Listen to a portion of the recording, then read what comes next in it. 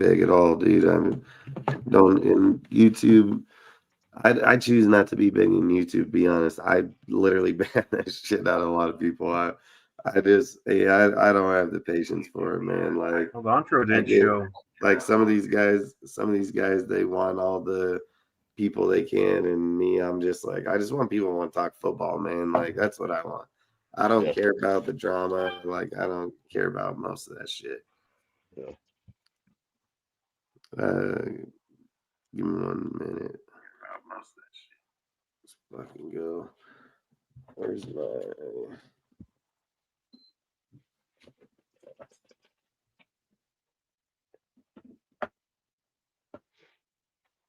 Crystal? I thought that intro would pop up.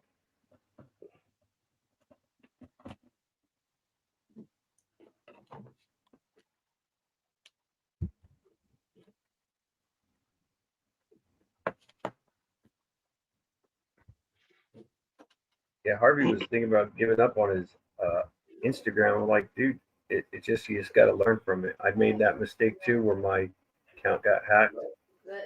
Just got to learn not to always log off. Yeah, I've had two different people claim my name and my picture, and then they Yeah, go in, they set up a thing, and then they go ask all of my followers. I only have like 250 followers or something, but they send out messages to all those trying to get money yeah, using my name and my image.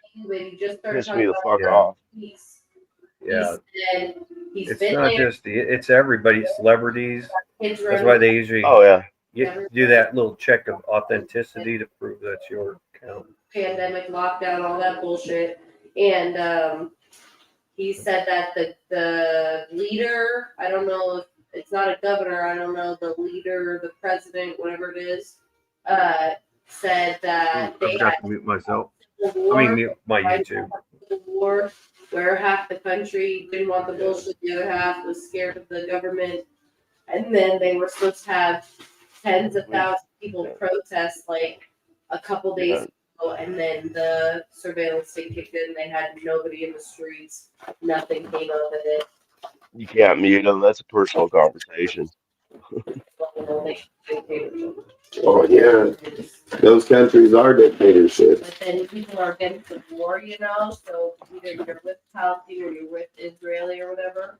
Basically saying that the Jews are killing Christians just for having the opinions that they're having, and that nobody's allowed to talk about it. Well, won't do that shit here. They'll get blown up. That shit happens.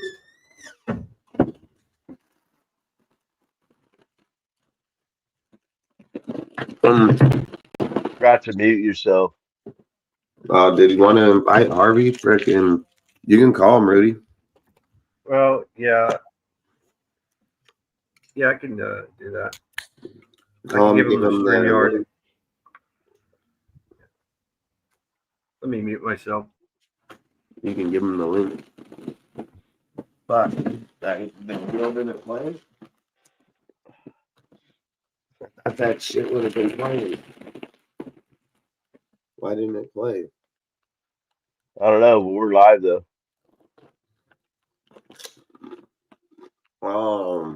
Motherfucker. I forgot. My bad. Well, we'll give it a second and see if Harvey.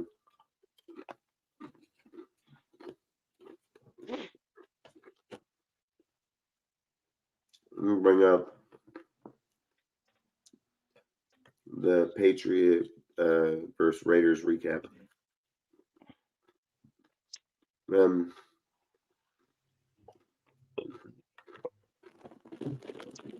Raiders.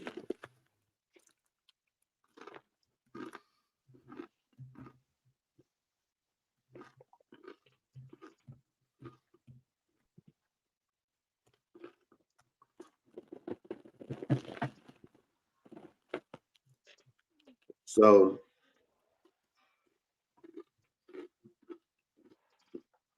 I'm gonna say salute to the chat, salute to the mods in the chat, salute to everybody that'll be showing up and watching us later on.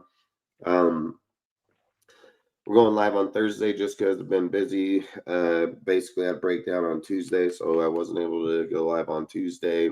Had to fix equipment out in the field. We're during harvest right now for potatoes. And then, long story short, yesterday I pretty much had the same shit going on, long day. So figured we'd just go live today, talk about the Patriots game and talk about Chargers game, talk about presser, talk about players, just talk for a little bit about football. So at the end of the day, really do appreciate all you guys. If you guys want to give a shout out, you're more than welcome to give a shout out and go from there. I think Rudy's on the phone right now. He muted himself, but I'm just Sacktown Raider Mike. Thank you all for joining us in the chat.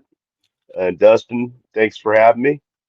Always fun doing your show with you, and got some good. You have some good stuff lined up, and I'm ready to talk some Raider football, man. Oh yeah, we're gonna try to get Harvey over here, so we'll have a fourth person on the panel. Well, we're supposed to have Adam too. I forgot about my bad. Shit, I don't know if I even sent him the damn link.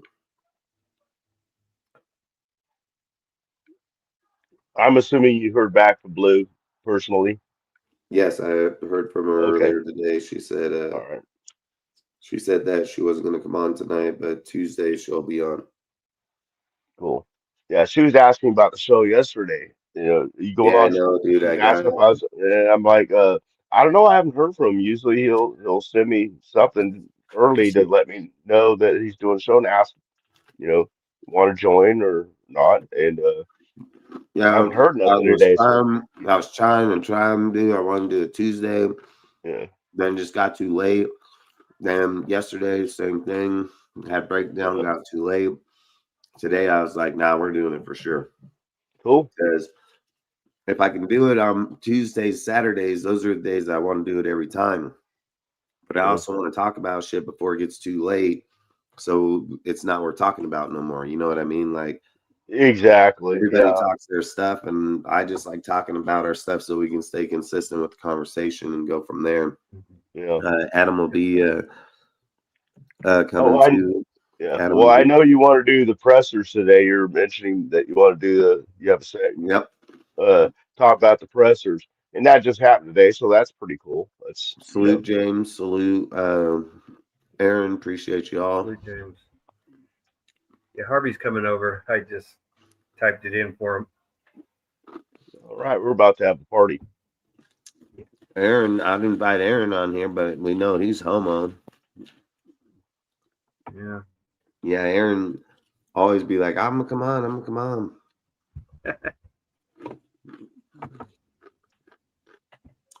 Dude, one of my three, I had three plants left. One of them just fucking died. I fertilized them with potassium. Fucking one of them just went out the next day. One of them was dead. No I shit. have two left. Yeah, my How big tomatoes was aren't it? doing great.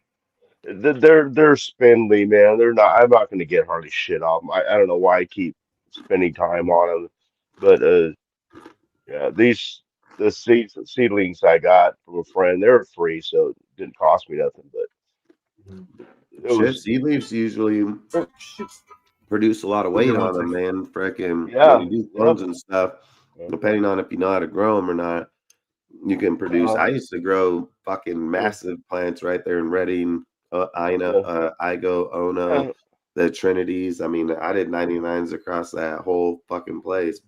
yeah. Well, I only grow a few at a time, but I've been growing for a few decades, so I kind of know my stuff. I'm not saying I'm an expert, but I know enough to know how to grow weed anyway. Hell And yeah. I don't know what the fuck happened this year, man. I have no idea. I used 420 potting soil. You know, I use all the right nutrients for the vegetative stage and switch to potassium for the flowering stage. But this year, that just Yeah. nothing worked. Nothing worked, and I don't And know did it why. just up and die, right? Just up and died? Well, after I did the potassium, fuck, maybe I burned it. Maybe I put too much potassium in there, and but yeah, the next day it's done. Did it have buds on it already? So you're at least Oh able to no, get. see that's the thing. They're not even budding yet, man. Oh, wow. Even The more. males, I had six. Three of them were males. They started producing, the signs of being a male, and I'm like going, Yeah. fuck, you're out of here. And so I had three females, and I'm like going, fuck, that's still good. They're kind of not real full or anything. Kind of like Charlie Brown pot plants, man. That's what they look. I can compare them to. You know? We I talking would about say as marijuana? long as it smokes and it's good, it's all that matters. You don't have to buy it. Yeah. Well, I ain't seen nothing like a smoke growing off this thing yet, so I'm not happy. But I Yeah. went to a Raider watch party for the San Diego game, which I know you want to talk about, and it's in this guy's garage. It's fucking Raidered out, wall to wall, to ceiling to floor, including a Raider bar. And anyway, some guy showed up with a pretty large amount of big bags, and I'm like, going, dude, I got $20 on me, man. Can I buy $20? And so he gave me a healthy $20 worth of it. I'm like, fuck, cool. Nice. So that's what I'm smoking tonight. Dude, I got so many totes of that shit everywhere. Fucking rolls. I mean, fuck, I'm not gonna lie, I like doing it a lot when I was young. But now that I got older and as much as I did, I don't give a fuck. I'll go right to the dispensary, buy it straight from them. Like, Well, I have that's totes, what. I have totes on totes of just fucking bum, but I'm not into rolling that shit no more. Nothing. I Yeah, just don't. yeah. Salute, Seth. Next year, next March, I'm gonna invest in a couple clones, nice strain indica clones, and Hell I ain't yeah. got to deal with all this seedling shit and I windstorms and What's up, shit that are fellas? blowing Hey, over. Harvey. How you Harvey, doing? what's up, man? We're just talking weed. What's up with you? Man, I'm just happy about we won Sunday, but Oh that hell damn yeah! secondary got to get better. Yeah. True. That's all I'm saying. 'Cause that bullshit that make no sense. How they were just letting Drake May throw it free at will and those cornerbacks and free safeties then rush up to knock the ball down like they used to do back in Yeah, the day. You know? our secondary didn't look as bad as I thought they were going. Everybody said they were, not you guys. I'm not including you three Right. in here, but I Yeah. mean, the word out there is our secondary sucked. Put it that way. And I don't think they did a great job. Ty Kelly, man, fuck. I mean Well, that dude's gonna make some plays for us. I told you if I had to describe the secondary as a car, that secondary like a broken down jalopy. Yeah, yeah. But Well, they I'd say a look pretty. Pinto I car. thought they Yeah, looked. How do you think they looked though on Sunday? and that's what I'm talking about. They Yeah. still look like a broken down jalopy. You goddamn right it did. Shit. I ain't gonna hold back. I don't give a damn if it is the Raiders. If they fucking up, I'm gonna tell you like it is. You know? I don't think. Yeah. I think they did an all right job. I mean, the defense in the whole, we held them to 13 points. Three of those, I mean, were just bullshit Yeah. points. So I mean, the secondary's involved in that, and Their receivers weren't they really didn't that they great, weren't though. making interceptions or breaking up a lot of passes. But one thing I did notice, they were tackling on the spot, so there wasn't a lot of yak after it, which we didn't see before in the preseason. Yeah. Yeah. So it was an improvement, I should say. Really? Yeah. An improvement over what I thought. Well, we were two both improved teams that need improvement. The Patriots and the Raiders, they were not very good teams playing against each other. But I did predict that we would win. We had the offense advantage, which I was correct about. I was close to being right. I said 17 or something, but it went Yeah. 20. So I was pretty close. Yeah. Yeah. I didn't think it was going to be high scoring, but we did Oh, pretty yeah. good. I mean, I did like that little baseball slide catch that Thornton did. That was pretty. Oh, that was badass, man. But it was a bad throw, and he still caught it. I mean, Well, yeah, yeah, he that's had the funny part. yeah. Gino No, had a but guy in his with that, face, you know, man. with So that- he just with he the couldn't get throwing ability, what really made me mad, or the throwing ability of Geno Smith, is that's a damn was right, though. shame that Jacoby Myers and Brock Ball and Trey. Excuse me. Is that's a damn shame that Trey Tucker was the only wide receiver who got a touchdown. Mm, Yeah, yeah, but that happens sometimes. You can't always expect them. They're not red zone receivers, and really Trey Tucker's not a red zone. And receiver, but- and Brock Ball was the have. I mean, Brock Ball was goddamn. Ashton Jency didn't have a good breakout game. Yeah, that's the O-line though. That's not him. Exactly. I didn't say it was him. I didn't say Yeah. he don't have a good breakout game, but he did get a touchdown. Yeah, he did Yeah. good. I mean, he could sneak a touchdown in. I mean, you give him. He's like Ray Rice. I've been telling people he's more like Ray Rice. He's not really a power back. He's a speed back. He follows Right. blocks because he has good vision. He's got good hands, great speed. But once he passes that line of scrimmage, he is dangerous. I'd say pros and cons of any running back. If he was on Baltimore, oh my God, Baltimore would fall in love with him. I mean, he's got great speed. He'd be another Ray Rice to them. yeah. Hey, Yeah, Dustin, well, if you hear me over there. Hey, I'm going through the same thing you went through on Instagram, man. Somebody done hacked my Instagram, man. I ain't got my Instagram page no more, y'all. Ain't that a bitch? That's a bitch, man. Ain't that something? Yeah. Yeah. So But the I'm one done thing, with Instagram. I'm finished So- with it. I'm done with Instagram. First, my Facebook get hacked a couple years ago, and now my Instagram. I'm like Danny Glover on Lethal Weapon, man. I'm too old for this shit. yeah. They can hack. The thing about Genty too is he actually had more yards after contact than he had total yards. Yeah, he did. He Yeah. did. Because what's that tell you? He's getting hit in the backfield. So But then what made me mad about Geno Smith, man, I didn't like the way he was throwing in double coverage. I didn't like that. Yeah. well, that one pass Yeah, was the one pass was intercepted. The other pass went for like 20-something yards for Jacoby. Yeah. So he's gonna win. He's gonna win more than he loses on those. But Yeah, it scares me. It scares me. He does that, and it scares me every time. It's like no. Yes, okay, yes, this time. Yeah, he out there passing like he Randall Cunningham. Yeah. I mean, he was one of the best I'm like, passers slow in the whole down. league. I'm He was like, one of slow the best down, man. passers.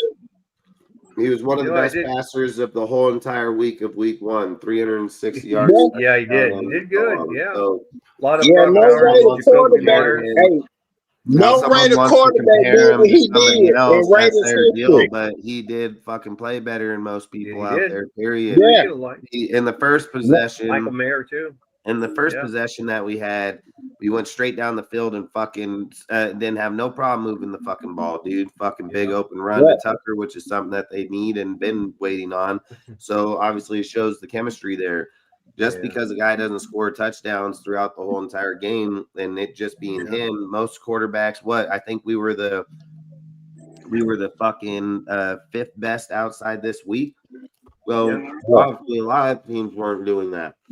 Bo Nix go out there and went 1 or 2. Fuck, all kind of quarterbacks fucking just suck dicks. Same with halfbacks. Genchi went for 38 yards and a touchdown. There's a lot of halfbacks that went only 30 and 40 yards that were really good to halfbacks. So week 1, 2, and 3 usually are just getting teams together and seeing where they're at. Now, with our team in week 1 that we haven't had in a long time. First off, in the first quarter, we go out there, we play decent football. Our team looks really fucking good. You're like, damn, hey, we might have a really good team here. All of a sudden, their fucking team picks up. Our team sucks dick in the second quarter. Like, we couldn't stop the run. We couldn't get going. We couldn't do nothing, dude. So right away, you start thinking like, damn, look really good in the first possession going down the field. After that, you fucking fall off. now you start questioning your teams, thinking like, damn, we gonna be good, or we gonna fucking suck, this, that, the other.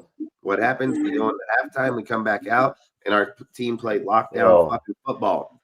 The defense fucking shut down the fucking Patriots. They no longer was running the ball no more, passing the fucking ball anymore. Like, our whole team changed in that third quarter, and that's something that doesn't happen to us very often, if at all. So for Not them a long to come up time. and show that team made a massive fucking changeover.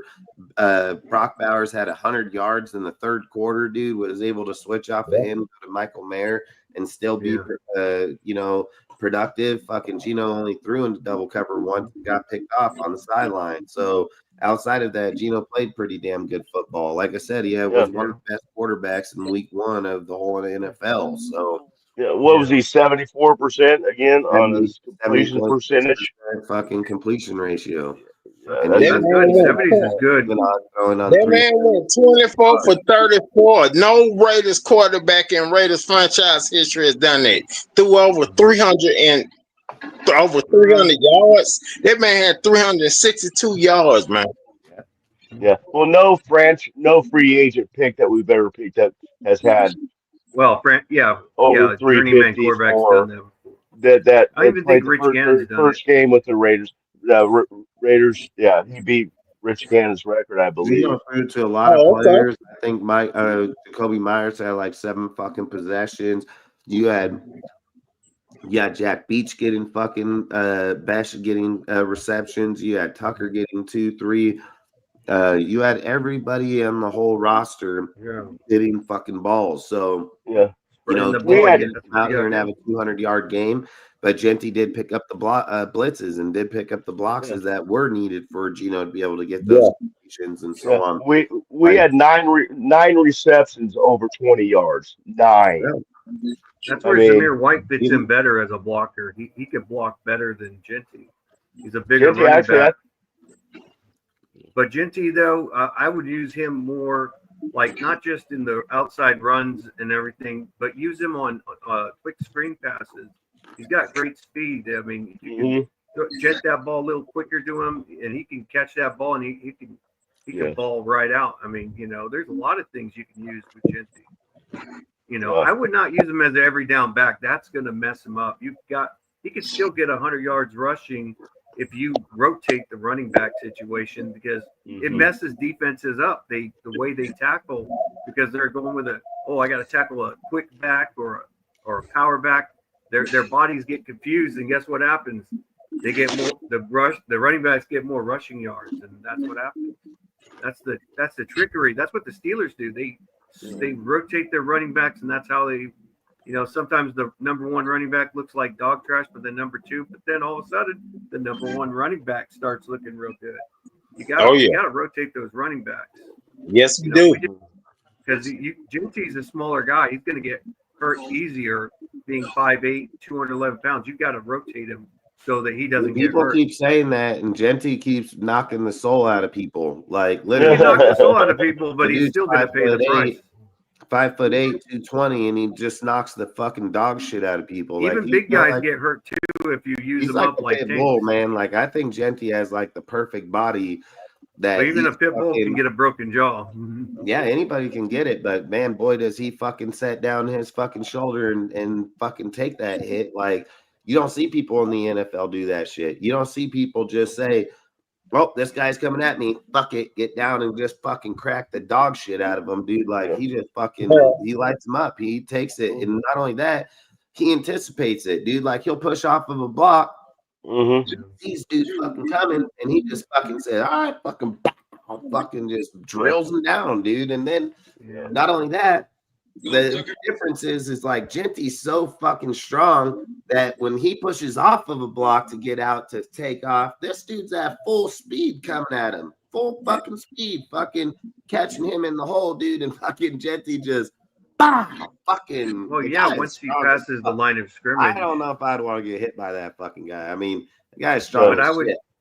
Well, that's the thing, man. You don't want to use him like a tank. You want to use him like a bullet, not a tank, but a bullet. I think the minute That's the what he line really gets is. He's better, a bullet, not the a minute tank. the line gets better, Genty only gets even that much Oh more yeah, dangerous. he follows Exactly. the blocks and he follows Exactly. the blocks and he passes the line of scrimmage, and Dude, then they won't he be able doesn't to need blocks determine after pass that. He just runs. catching, run blocking, running the ball. Genty Right. can do it all. When you have a Yeah. back in the backfield like Jacobs, for instance, he becomes fucking predictable. You know that if Jacobs is in the backfield, he's most likely running the fucking ball. He doesn't go out and catch fucking balls. Like, it's just who he is. Well, When he's Ashton caught balls Genty's in the before, just backfield you know. and sitting behind a good line, they don't know if he's running straight outside. They don't know if he's running post, fucking wheel route, fucking slant, drag. They don't know what the fuck he's doing. So Genty becomes a very dangerous player. But again, when you don't have a good line, like JPJ getting fucking burnt on in the fucking damn near whole entire beginning of the game, like that's a big fucking problem, you know, like Mhm. Genty can't go out there and get 100-yard games if every single time he hands the ball to him, he has to fight off a motherfucker to get going to even begin with. You know, he needs to be Mhm. able to lead into the pocket and then take contact so he can hit them where they're at their weakest. But when he's in the backfield, they're at their strongest. You know, like he's got to get him off the point of the block where he can fucking head up on them. So Yeah. I've said I think Genty in this game was it kind of like disappointing that you have all these high hopes for the guy to come out, have a 100-yard game, and just be this fucking phenomenal player. Like, yeah, I think that's in everybody's mind, but it's like the post I made. If you look at what Genty did in that game, he fucking picked up blocks. That's something we haven't had in a long time. We had a dude fucking coming off the edge. Fucking Genty stepped out in the pocket and fucking blasted the fuck out of that guy. Exactly. You know, His gives pass Gino that one blocking more is second. You know, there were 4 sacks on Gino because no one was protecting his outside. But when Genty got in there and fucking protected that outside, he didn't get sacked no more. So right. those type of players are very far and few between, especially at a halfback position. I mean, there's a reason Monster was a healthy scratch before the game when everybody's talking about he knows Chip Kelly's Right. offense, he's this, he's that. You know, like people can use those to a fucking extent, but it's the result of the individual player. Sometimes you don't need 3 halfbacks if you got one that can do it all. You bring in 3 when you have one dude that's a scat back, one dude that's power back, one dude that can do a little bit of both, play special teams. Like that's when you're bringing in 3 people. But most primary teams, it's just like the quarterback. You're only bringing a backup in case you go down in the season just to help the team. But any Mhm. good fucking team never sees their backup, you know, and that's why I think it's so crazy how we view our team. Like we're wanting to pick, you know, hold on to an individual that probably should never be seen on the field to begin with. You know, like we shouldn't hurt our team by just holding on to things that we shouldn't be. We've waited a long time for a guy like Genty. Now the line needs to step up, do their fucking job, or put in tight ends, or bring in a fucking 6th down lineman. Like give Genty the chance in an open space game. He's going to be very dangerous. And if we don't figure that out by Monday, then I'm gonna tell you right now, we will probably lose against them fucking Chargers. Like you don't want to get in a pissing battle where you're like, all right, let's just have a all out throwing war. Like the Chargers had a really good fucking receiving core this last week, dude. They all fucking caught balls, all their people did, dude, and they all scored. You know, a lot of them scored, but all I'm saying is like you don't want to go into those type of games. Pete Carroll knows Harbaugh. I think the way you win these type of games is run the fucking ball, run the clock. If you own the clock, you own the game, man. And if you can go down there tempo by never allowing the other guy's offense on, it's hard to get in rhythm, dude, when dudes don't only get on the field 3, 4, 5 times in a game. When people get in rhythm and start having good games is when they get to come on every fucking time. Your defense can't stop you, you're gonna go score. Like that's when people get in rhythm. You get a guy like Genty. This is the type of game you want to see the line that allow him to go do his shit. If we have a line that can push 5 yards or 3 yards ahead, just say hike 2 to 3 yards ahead, and then let Genty fucking hit it, man. He's a 7 to 10 yard back every single fucking down, you know. But if we say hike and fucking JPJ just gets burnt on and dude's in the backfield, I mean, what do you expect from your halfback, dude? He's not God. He ain't walking on water. Like he can only do so much. And I've even said the guy is impossible to take down. I mean, even in the Patriot game, when you're trying to tackle him, he's still going fucking 3, 4 yards, dude, for a guy gets him on the ground. Like he's rare as fuck. Like he's a rare fucking specimen in the game because look at all the halfbacks in the past and look at all fucking people that's been here, been on other teams. The minute they take contact, they're down. They fucking straight down on the ground. Like it's done fucking deal. Genty, dude, in the few games that he's played in preseason and played in the actual NFL regular season, you're not tackling that guy easy. So you're telling me the running head start, fuck, he's gonna get 8 yards every game, every down. You know, like every single down. Like, I think when Just get him, just get him past the lineman. Just get him past the lineman and let him go to work. Oh yeah, see line what of happens. scrimmage. Yeah. Look at the play. Like, so look at the play that Tucker got the touchdown on, right? Yeah. Hey, we were 3rd Yeah. and 14.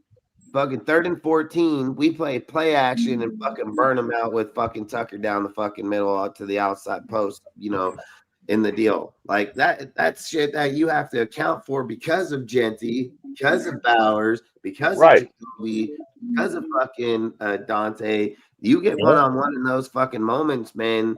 That's why I said when I seen that right off the get-go, I'm like, fuck, that'd be old school shit. And imagine when we're in week fucking 10 of the season and these are fucking gelling. We're gonna be seeing shit. I think that's why we ran so many pass plays this time too, because the Patriots were loading the box on, like, I can't remember the percentage, but it was an unreal number of percentage where they were just loading up the box.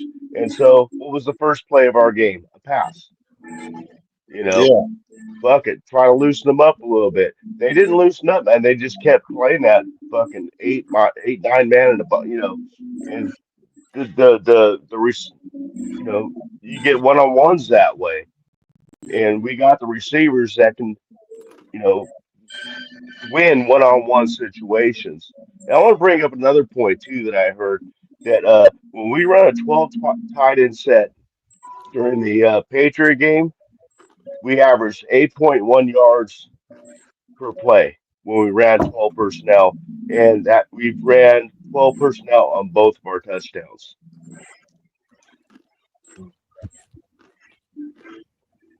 That's pretty interesting stat that I just heard today. Well, to me, I look at it. This is level 1 when we played the Patriots. I think the Chargers are not.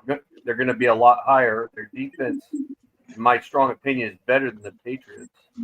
They got better pass rush, run stop. Because before, they never were a good run stopping defense until they got Jim Harbaugh. They were like dead last in stopping the run. Now they can stop the run very well, and they have a very good secondary. That's what I worry about the Chargers and their running game too. So this is a team. So Dustin, I got an important question to ask you, man. Do you think Jacoby Myers gonna get the money that he deserves? I have no idea. I have no idea, man. I hope. I'd say I hope so. And the sooner the better. But I have no fucking idea. Hey, what do you think about that, Dustin? Man. Yeah. What happened? I said, do you think the Raiders gonna give Jacoby Myers the money that he deserves so he can stay with the Raiders or what, man? I mean, what's the money he deserves? I mean, that's what the real question That's is. a good question. A person put value on himself doesn't mean that's what the NFL values him at. They're not going to pay him $30 million. I mean, well, absolutely not happening. I mean, if Jacoby takes 16 to 18 million, and I've said this the whole time, you give him 16 to 18, or like Mike says, you know, give him 20. I mean, I'd probably go no more than 20 at all. But we can't sit here and value a player like if we didn't have all the weapons we have on our team. So we pay him 22, 24, probably. That's what we do. We overpay players. The fact that we have fucking 10 different weapons on this team right now, and all of them have literally showed in week 1 that they can catch a ball and do something with it. Like his money gets depreciated. I mean, for a team like us that have all the weapons we have, it's not a high priority for us. The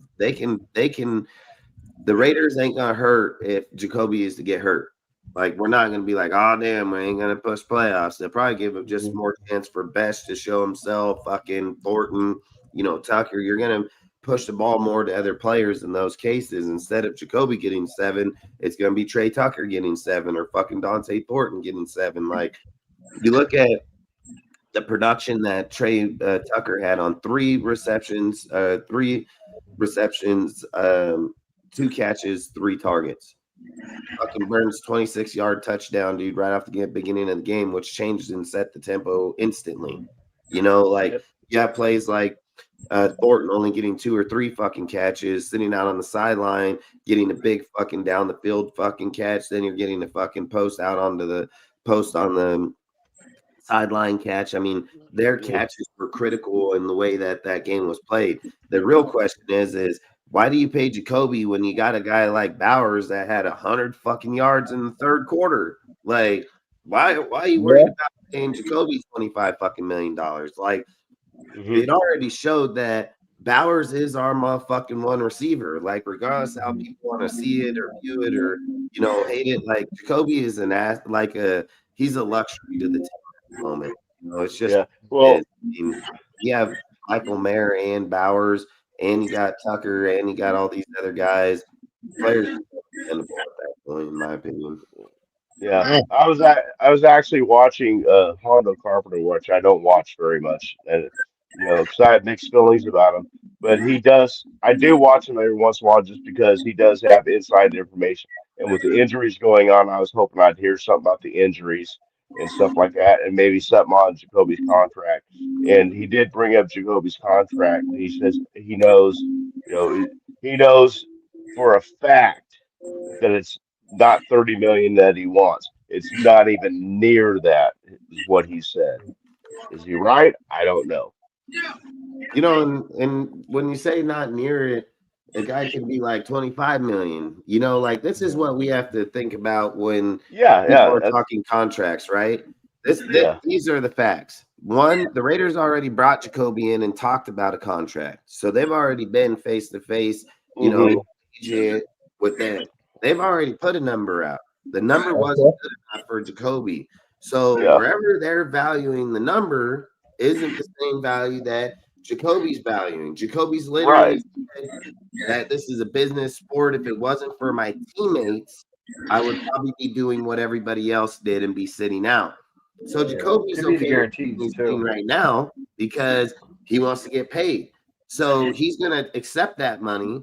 But again, if it wasn't for the teammates and the way that they view the team, Jacoby probably sits out, and that hurts him. I don't care what anybody says. Oh, it's the final year's contract. He needs to play this year. Massively, not just with us, but any other fucking team too. And Jacoby's point, where he's kind of just stuck in the middle of this deal, Jacoby has to bet on himself at this point. He has to say, hey, I'm going to go out here. I'm going to play. I'm going to show other teams what my worth is. And then we'll go from there. Now, the Raiders get first option on any bid of somebody else, so they can match their play with him. But if he hits free agency in the market, well, then it's whoever not let him hit free agency.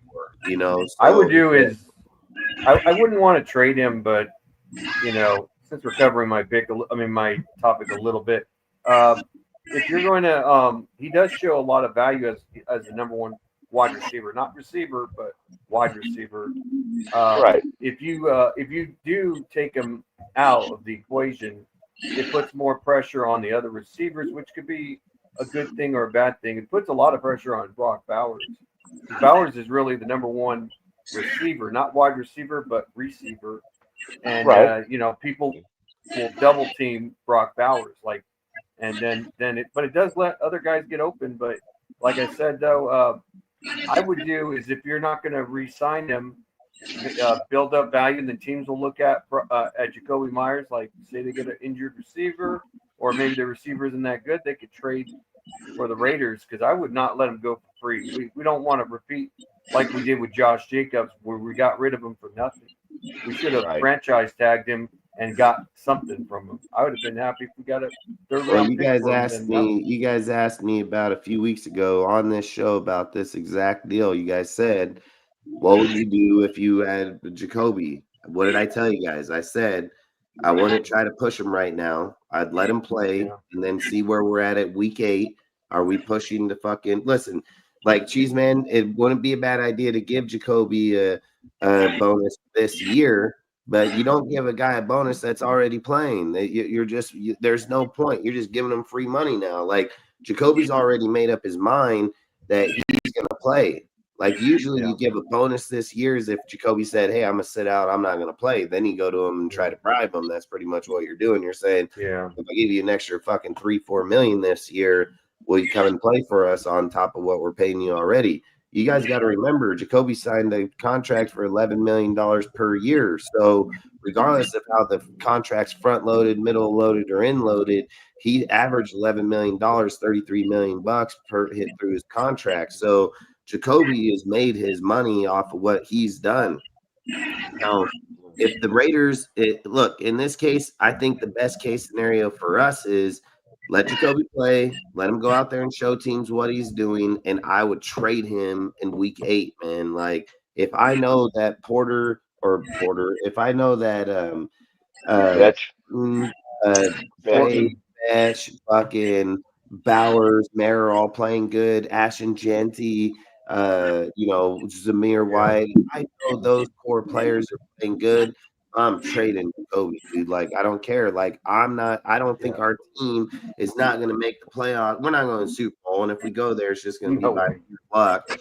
And the team's just performing at a higher level than where it is. If you look at the team, it's just like we said, you can't just let Jacoby walk without a contract. And if we get to a point that we're saying we want to give you 18, but Jacoby's like, listen, man, I went out there, I played good football this year. I want 20, 25. Like, we can't do that. We're not going to put ourselves thin when we got 4 other receivers literally right on the roster. So this decision would say trade Jacoby before week 8 if you're not giving him the contract. If you're giving him the contract and you guys have a deal worked out at the end of the season, then great. I have no argument to go with there. But if you know for a fucking fact that you're not signing him at the end of this year, you can't just not let him. You can't just let him walk. I mean, there's just absolutely. I agree. Oh no, 100%. No. Yeah,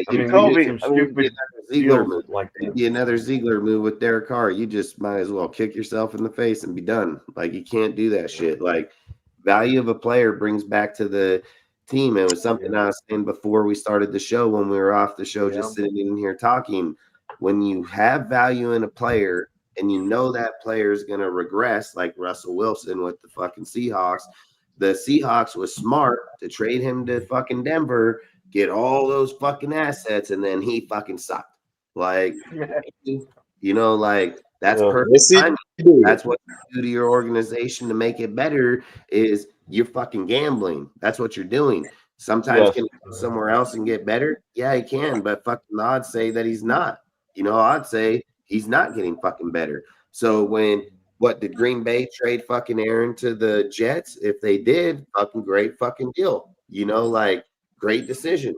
When you make these decisions, when a dude is going down at the end of their career, that's how you make your teams better. You can't just hold on to a player because you like the fucking guy.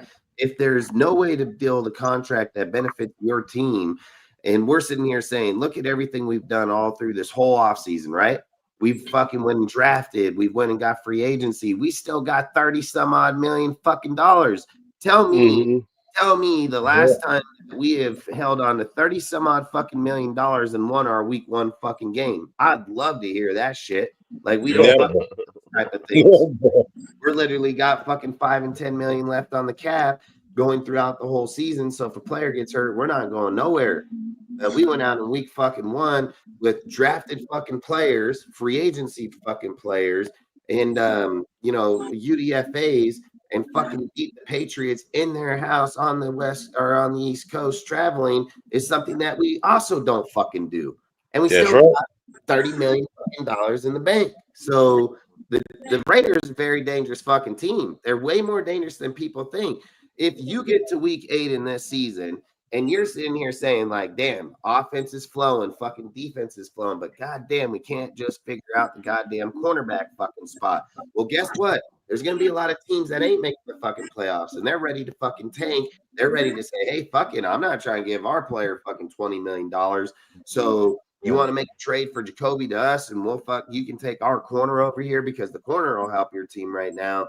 You already got plenty of receivers. Like, this is what people don't understand about fucking football. It's about fucking playing chess, not checkers, dude. When you start the season, you start figuring out where your weak points are. You got to sit here and say, okay, we're playing good here, but we're really weak here. We have fucking 8 weeks to figure this out. We need to figure it out in 7, so that way we know by week 8 who we're trying to push for, who we're trying to trade for, who we're going to move off the roster for, what are we going to give up draft capital if this is what comes down to it. See, there's a point in time that if we come out here this right now, and we come out and beat the Patriots in their house, we beat the Chargers in our fucking house, we beat the Redskins the fucking following week, you're going to play a really good Colts team, dude, with Daniel Jones over there, dude. Like, they're not going to be no slouches.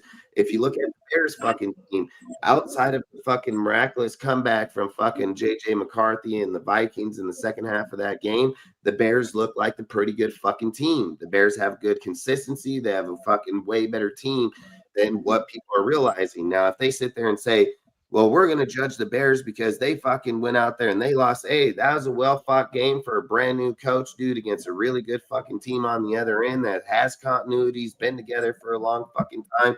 Yes, did they bring in a new quarterback? Yes, but they have a lot of faith in McCarthy, so it's not a bad fucking team. The Bears will be a tough team as they go on. The Bears have shown, dude, with fucking Ben Johnson that they can score points, and if you're sleeping on these motherfuckers, they're gonna run Caleb, fucking throw downfield. They're gonna score fucking points. And let's be real, if Caleb doesn't overthrow fucking a wide open DJ Moore out there on the fucking post route, guess what? They would have fucking won that game. So, you know, like I said, I think the teams that we're facing, if we come out here, you're playing, you go the Chargers, the fucking Washington, the Colts, the Bears. 5 games. Let's say that we're like a 4-1 or 3-2 fucking team. I guarantee you, everybody out there going to be thinking, no fucking way, because they had us pegged for 6 fucking wins in the betting odds in the fucking market. So nobody was thinking that the Raiders coming out and going 4-1 or 3-2 in this beginning of this deal. There's a lot of very good competitive teams, you know. So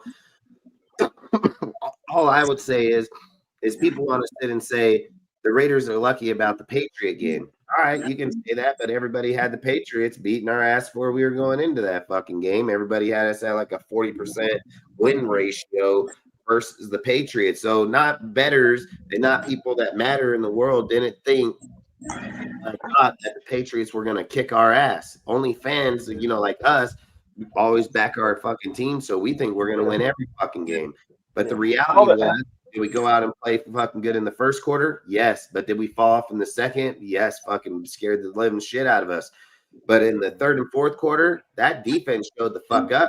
That defense said, you ain't run the ball on us no more, and you're not going to pass on us no fucking more. So you're really not going to. So that's a massive fucking deal to do against a good or a bad fucking team. And I don't think the Patriots are a bad fucking team. Fucking Drake May's a really good quarterback. Stefan Diggs good. Fucking Stevenson, Henderson. Fuck, they got a lot of great players over there. So I'm not sitting here and say that the fucking Patriots suck. They have Milton. You wonder why Ashton Genty only had 38 fucking yards. I mean, they have a really good fucking front line right there trying to run up the fucking gut on Milton and them.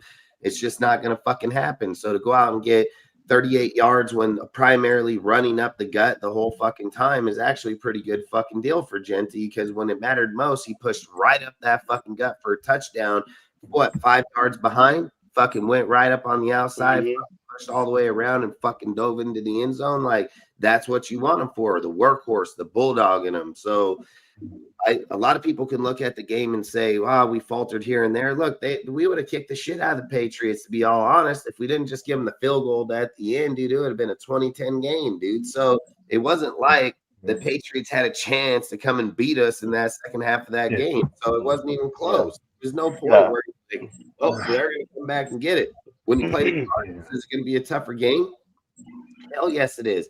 But, dude, Pete Carroll knows Jim Harbaugh just like Jim Harbaugh knows Pete Carroll. They played each other twice a year in the same exact division. They know tendencies. They know how people are. If we can structurally run the ball, you take away from Harbaugh's fucking offense, dude. You don't give him how do you beat Mahomes? You just don't give him the fucking ball 20 times a game. You know, like you got to take a guy out of rhythm. Justin Herbert has shown when he is not in rhythm, he is not a consistent quarterback, dude. He's going to get pressured. He's going to get put up on there. Like, look, listen, Drake May got sacked by Tyree Wilson. It wasn't because Tyree Wilson was so fucking good at dominating through the inside of that line. It was because He ran into him. Came off the fucking edge like a bat out of hell, which forced Drake May to go up the fucking gut and just get fucking murdered. Ty was there. Yeah, he was there. And I think at the Tyreek Hill was chopping wood. I mean, Tyreek Wilson was their main fucking guy, dude. Their Slater went down. You can move Joel and add another fucking guy. Yeah. If anybody thinks that the fucking Chiefs fucking defense is better than ours with players on the field, coach, I'm not going to argue that Spagnuolo is a good coach. I won't argue that, but I've said this clearly. I've made this statement numerous times about the Chiefs. I've said they haven't upgraded in the defense. They haven't upgraded on the team. A team can only go for so long without going to Super Bowl 3-4 years in a row before it's going to fucking deplete. I don't give a fucking who's coaching it. Tom Brady himself with Bill Belichick and all of them. It happens to everybody at some certain point in time. Chiefs are, sometimes you get in your mind that you're just better than what you are because you think you're such a great coach. You can just coach anybody and everybody. But the fucking Chiefs defense is not no defense like ours. It's not even fucking close. They don't have the edge rushers like we have off of ours. The only position I'd say on that fucking inside line, I would say two people on that team probably are, you know, better than our team. I mean, just in position wise, is Nick Bolton in linebacker and fucking Chris Jones in defensive. Yeah, I was going to say that too. I'm not going to say Butler or Booker is the equivalent of fucking Jones. I think Jones clearly wins that position. But when we talking about our edges and Tyree Wilson, Max Crosby, and Malcolm Koonce, they don't match us there. When we go look at the hole in the linebacker, I don't think they match us there fucking either. When we look at cornerbacks, people can say Duffy, dude, but I still think Duffy's trash, dude. I've said it the whole time. Like, sometimes your team just plays better, which makes you look better than what you are. Take that kid off that team. Go put him on the Jets. Go put him on fucking Cleveland. Put him anywhere, dude. I don't care what team. You're going to see the guy depreciate instantly, dude. Like, he's not as good a player as they think. If we're looking at our defense as a whole versus the Chiefs' defense as a whole, I would take our team over them all day long, not being biased or not. We have a better team. We have better assembled. They may be a little bit longer together, but fuck, we have some really good players here, dude. And when this team starts getting going forward, when you got a Jamal Adams, fucking Devin White, dude, both great fucking players, Pro Bowlers, fucking one's won Super Bowl. They've played at high fucking levels. You're playing week one, coming to a new team, coming through a whole new fucking deal. The dude's produced at a very high level. Jamal Adams was like a 90.6 rating, dude, in week fucking one. I mean, Pete Carroll believes in him so much. He's out there hugging him on the fucking field, pumping the motherfucker up before the game because he knows who these guys can be. If the continuity comes together where fucking Malcolm gets going, which Malcolm got a sack. When was the last time the Raiders had 4 sacks in week one, dude? Like, come on, dude. Like, you had Tyree, Malcolm, fucking Max, and Tufa all get fucking sacks in week one, dude. We were the 5th best sack team in the NFL in week fucking one. We don't have those type of stats, dude, for us. Like, how they're applying the pressure, how they brought that pressure in the second half of that game. It showed that they obviously read what they were doing in the first half, and they made the change in the locker room to shut that shit down. See, you can go and talk about it. You can tell a guy in the locker room, hey, we're going to switch to this. We're going to run this. They still got to perform that. They still got to go out there and read the field differently than how they were reading it in the beginning. It is fucking hard as fuck to get just one guy to do that, but 11 fucking guys to do that. The team changed massively in the second half. If people didn't see that, then they ain't watching fucking football. Like, the team showed that we can stop your fucking run. We can stop your pass. We can get pressure on you. We can make you hold the ball longer than what we can out in the backfield. Like, we challenge them at that point. And am I an Eric Stokes fan? Am I a fucking fan of Kai Blue Kelly? No, I'm absolutely not. But did they play good football in the second half? Hell yes, they did. And you can't deny it. Regardless if you like them or not, you just can't deny it. And I think when you go into this Chargers game, you can't let the second quarter get away from you, dude. Like the Chargers are a better team. They are better built, dude. They have a little more continuity. Their players are coming into year 2 with most of them, and they're only adding to it with people like Najee Harris and fucking Omarion Hampton. You don't think they're going to try to run the ball down our throat too? You don't think that's what Harbaugh's fucking plan is? He knows we're weak in the run. He knows it for a fact. He plays this twice a year last year and kicked our ass. He fucking knows where the fuck we're weak at right now. Coaches like him are like a guy that has a wound on him, just puts his fucking finger in it, dude. Like, can you feel this? You know, like that's the kind of coach he is. And if you're not fucking ready for that type of shit to match that, if you get into a fucking shootout, I think Jim has worked with fucking Herbert well enough in this offseason that Herbert showed that he can probably get in a shootout with the guy this year for sure. Like Herbert went 7-7, fucking didn't even miss a pass, fucking to come back and beat those fucking Chiefs at the end of that game. Like Herbert is developing pretty well. But where he hurt Herbert is putting the pressure on him, taking away your fucking options in the field, bringing people like Devin White that plugs the fucking gap, dude, like no one's business, and then covers right back out into coverage play. Like people sat here and was like, Spillane ain't gonna play nowhere close to Devin White's level. Not even fucking close, dude. And like I've said, our team is a dangerous team at this moment. So like I've said, we have the advantage in the Jakobi Meyers trade, because this is what happens. If our team's doing good, we're going to look to trade him because he has assets on him. He has trade value. We don't have to come out here and give up draft capital to trade him to get better as a better team. See, by weeks 5 and 6, they're already going to know where the holes are, dude. Spytech, Pete, and all these fucking guys, because that's their job. Their job is to evaluate our team as we're going forward to only get better as the year goes on, because the Eagles and all these other guys are going to keep making trades for fucking high-powered players that people are like, damn, next thing when they see breaking news and they're like, Tank Davis traded from fucking Jacksonville over here to the fucking Eagles. You're like, how in the fuck is that even happen?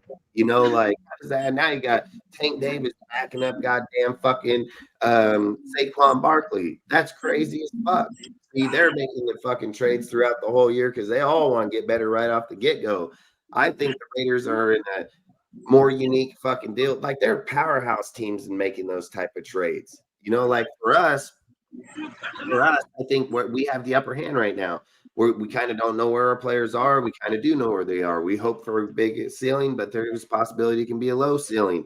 If the Raiders are able to hit on our fucking wide receivers and hold with our Eric Stokes and fucking Kai Blue Kelly with our backup options, the team becomes a very dangerous fucking.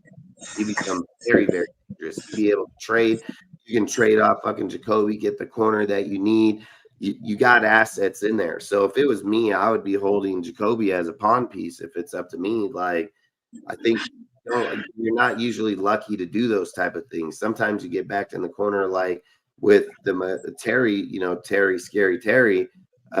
You have to make the fucking money, because if you don't, you're just stuck with fucking overweight fucking Deebo Samuel. So at the end of the day, I think fucking the Raiders are in the perfect position that if we can come out here and just say we're competitive with the Chargers, and let's just say we lose because we don't have the defense, you can trade Jakobi for that. If you ain't going to win because of the offense, you're not winning with Jakobi or without him. Like, you're just not doing it. Like, I've said it, Brock Bowers is the game changer on this team, and it ain't even fucking close, dude. Like, I don't care if you fed Jakobi the ball 7 times. Like, you fed the ball 7 times to fucking Brock, dude, and he dirted motherfuckers. Like, there's a big difference here. So I think you have to be very careful in the Jakobi Meyers trade, like, or, contract, in my personal opinion. Like, I think it's a very dangerous line that you can play, that you overplay a player that you already have fucking massive depth at.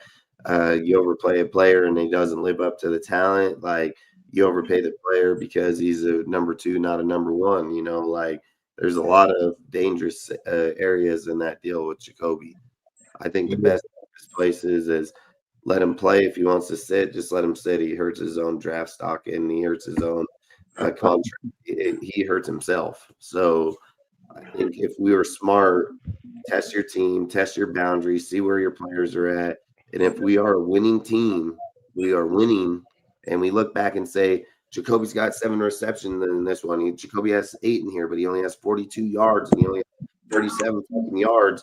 Like, you've already answered your question. You know, He had 97 yards yesterday or how Sunday.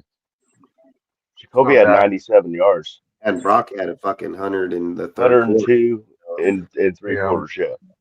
Yeah, so I mean that's my point is like you're able to split wealth inside of those deals. If a player's getting 7 receptions, you would be hoping at 14 yards per reception that you would have the 100 yards. You know what I mean? Like I've said, our game is not the same anymore as it's been in the past. You know, when you had a 16 or 14 game, 16 game season, people were talking about 100-yard games or 1,000-yard season. It was a little harder. When you go in 17 games, I think you only got to average like 80 fucking yards per game to hit Right. that goal at those points. So I've always said I don't think the 1,000-yard mark is as big a mark as people Oh expect. hell no. I mean, if you're just being real, a good receiver should get 100 yards per game because he's your primary receiver to begin with. He should be averaging anywhere between 13 and 1,700 yards per season. Like that's what you're paying them guys for is 10 receptions per game. Just like Brock is going to get those receptions and just dominate. You know what I mean? Like when you look at Brock versus Jacoby, there's a clear cut of who's your one player. Like Jacoby will never challenge players like Brock does. Brock will be jumping backwards one fucking arm in the fucking air and still come down with that fucking ball. Brock will be behind the player and still get in front of the player to take the fucking ball. You know, like Brock is special as fuck, and he's not even like this crazy athletic athlete, dude. Like when you look at him, he looks old as he looks like he's gonna fucking do something, but the guy just dominates, bro. He does basic route running and still just kicks the shit out of people. I don't know what it is about Brock that why, like when you see him, he's not doing this like phenomenal fucking deal. He just plays fucking great ball. Like he's just a great football player, dude. Like I think Brock is, like I said, Brock will be our guy. I think if you're not pushing Brock and Thornton, I just think you hurt your team. Thornton needs to get acclimated. He needs to get 3 to 5 targets per game, dude, going into week 8. I mean, you got to push these guys like Trey Tucker, you know, like, listen, if Al Davis was still alive and he was young and he had this type of roster, you know what he'd say? The first play of the game, he would say, throw it deep to Thornton, fucking right off the get-go. He'd tell him straight up, if they ain't on their fucking toes, then that's their fucking bad. And we ain't playing for what they give us. We're going to take what we want, dude. Like, Al Davis was a whole different fucking breed. He would come out the very first play, say fucking 80 yards downfield, oh, fucking see you later, you know. And when you have a roster like this, I mean, let's just be real. He drafted Darius Howard Base, trash ass dude, to fucking do that. Small hands. Common error, and fucking he wasn't able to do All it. hands, bad heart. Yeah, he tried to go out and get Randy Moss to do it. He tried all type. If he was alive right now and We had love Henry Rhodes. Tucker and fucking Thornton on this roster, they're getting the ball every fucking time. You had people like Jacoby Ford, all these dudes that he was always trying to find the burner just to get him the ball, like straight up, dude. They've made guys in that early 2000s that were nobodies, but because Al likes pushing the ball downfield, they made those names fucking some names because they were catching big plays, burning people down the fucking field. So I've said if we're not trying to do that, and like, you know, and that's the other thing about Chip Kelly. The thing you can tell us is Chip knows how to change his offense, dude, in the fucking second half too. Like he made our whole team a whole different team. He picked up the blocks, dude. He picked up the pressures. You know, like you guys know as well as I know. If this was back in the day, Gino would have taken like 8 sacks in that game, dude. Gino would have fucking fucked up by fucking what was that? Landry fucking coming off that house. That fool was fucking eating, bro. Yeah, he was. Changed that whole fucking game up, dude. Like he didn't allow a motherfucker to eat no more, and he didn't allow that shit back there. Like that's why I say Chip's a smart man. And the good thing about him is like he has that championship pedigree. So you could already see in week 1, regardless of how you want to view the Patriots, he was able to change scheme right in the beginning, man, where it looked like Patriots defense was just gonna feast on us blitzing in that fucking outside left, dude. Like they felt like they can eat, dude, and Chip made sure that they didn't, and that's all I would say. I think we have a really good team, man. I just think you got to hope for a lot of players to come together. You have to hope for a lot of moving pieces. Common sense would say you'll get 3 out of fucking 7 of them to do something. It's hard to say 7 of 7 will do it. So you want to hope for the best, but I think right now in week 1, man, a lot of guys showed that they can show up. Best showed that he can be strong. Best showed that he can fight on the outside to get the ball. Like these players showed, like Thornton, every time Thornton needed to get open on the sideline all by himself, out of fucking running deep down the sideline, fucking still turned back and caught the fucking ball. Like Thornton has some really good skill set that people probably are just sleeping on. That Thornton was running downfield. Gino couldn't get the throw off all the way, and fucking Thornton had to turn back around and catch the motherfucking ball to get it. Like a lot of players can't do that, let alone rookie ass fucking player and drafted in the 4th round. Like we have some good talented players here. So I think if you're pushing for a Super Bowl, Excuse me. Kobe, if you can't push a Super Bowl, then you just got to trade him, man. Like in my opinion, it's all my opinion, but it doesn't mean I'm right or not. But I look at what's best for the team. I'm not here to worry about a stat line because there's other people on the team having those exact stat lines. Like it's not a player that if somebody goes down, if he goes down, we're just like, fuck. You know what? Who we would say would be fucked is if Brock Bowers goes down. Brock Bowers right now don't play. People are like, fuck, I don't know how it's going to be because he's the dog. He's the fucking dog. So you're way more worried than that. Are you going to sit and say, like, if Jacoby doesn't play, are you going to be worried? Yeah, you're going to be worried because he's one of your receivers, but you are not looking at him the same way you look at Bowers, dude. Bowers don't play. You're like, motherfucker, Jacoby don't play. You know what the first thing people will say? Well, you got Tucker and Thornton, and then they're going to show up this week.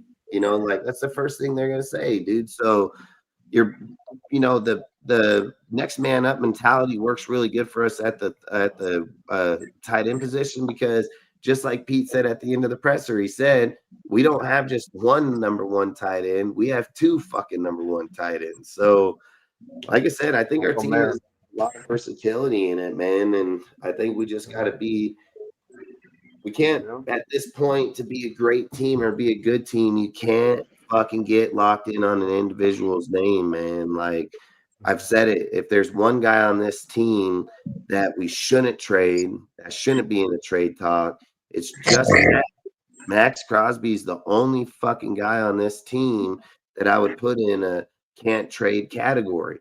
Outside of that, I don't think there's anybody else that's put in the Max Crosby work, put in the time with the teams of all the coaches, all the changes, all the fucking deal. Like Max is owed it. Like he's done the whole ride. So he's owed it. Like did Jacoby come? He came on a Josh McDaniels train just 1-2 coaches ago, like he hasn't been through that diversity. He just left the team to his own coach. So the real thing for Jacoby would have been like when it went to AP and now Pete, that's when he makes the transition. It's not when he went back to Josh. That was his own coach's whole career, so I don't know. I just think about ball different, man. I've always said you earn your position by who you are. If you can trade Micah Parsons, you can trade anybody. Like just dead ass. Like All right, Mike, Dustin, Rudy, y'all be easy, man. It's 1:38 over in Georgia. You taking off, Harvey? Yeah, it's 1:38 in Georgia, man. He's on the I'm East not in Coast. Oh, I know you were in Georgia. Yeah, I'm from Atlanta. But I live in Atlanta. Atlanta. I should have picked up that accent. All right, man. Y'all take it easy. All right, have a good night, Yes, man, baby. All right. Yeah, I think we got a good team, man, and we just can't sleep on our team. We got to let the players develop, give them more opportunities. The thing I like about Gino already is he spread the ball around to a lot of players. Like some quarterbacks that are brand new to a new system, new team, they get locked in on just one individual. Gino didn't, dude. There was the play when he went to Thornton that he panned over the whole entire backfield, looked to his fucking check down over here, and then threw back to Thornton because he knew he was open on the sideline. Like, I just think, like, we haven't had a quarterback like that since Carr. Like, literally, dude. Like, to stand in the pocket and go through all your progressions, dude, to make sure that you're trying to make the best shot and still fucking got it to a wide open dude over here on the left that no one was covering. I mean, there's a reason he has a 70% completion ratio, because he's going through all the progressions. Like, he's going through all his fucking plays. So, like I said, I mean, Gino is going to be a good player for us this year, man. And we just got to use it to our best advantage. Like, do I want Jacoby to be a Raider? Do I want him to get the contract? Yeah, anybody would say yes, because he's been here and he's earned it. Nobody wants to ever have the conversation about getting rid of a guy or fucking trading a guy. Like, they just don't want to have that conversation. Well, I'm not afraid to have that conversation. I want to win the championship. Would I want him on the team? If we could, yes, but I'd rather have the trophy more than I'd rather have him or any other individual. You know, like, I've said it, dude. If Jerry believes getting rid of Parsons is what's best for the team, which I think, again, stupid ass decision. He traded him back. Super Bowl. Those first round picks are second round picks all day. So I don't think you're fucking. I think you lost your ass on that trade. Like, you don't trade a player of his stature. What did we trade Cleo Mack for? Way more than that. Like, way more than that. And our picks had value. And our picks had fucking value. Like, that Green Bay pick is gonna be 32 or fucking 30. You know, like that. They ain't getting no fucking top 10 draft pick off of that Parsons. Dominated Detroit with Parsons, man. They beat the number one team on their division like they were nothing. Dude, facts, dude. Like, I would traded them to Detroit to get some fucking picks or so. You know, like, I'm not gonna lie, man. Like, I'm just saying, like, when you make these type of deals for us, if we were to get like a 5th, 6th, 7th for Jacoby, I would take the fucking pick just like I would take a fucking 6th or 7th for Aiden O'Connell right now. Like, Aiden O'Connell, regardless of how we feel about him or how much I wanted him to win I wanted him to win the job. But when you got a guy like Kenny Pickett that just comes right in, 5th round pick, can back up our player, he becomes that silent backup.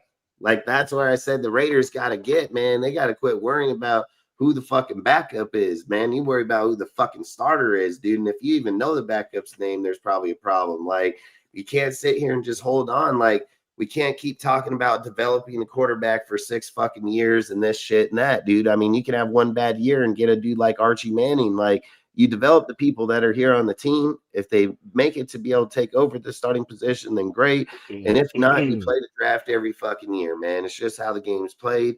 If you're sitting out here thinking that you're developing a player, like, look, Jordan Love, fucking Aaron Rodgers, all sat behind great quarterbacks before they even took that fucking job. They even went out and got fucking Patrick Mahomes, 10th overall pick, sat him behind Alex Smith for a fucking year.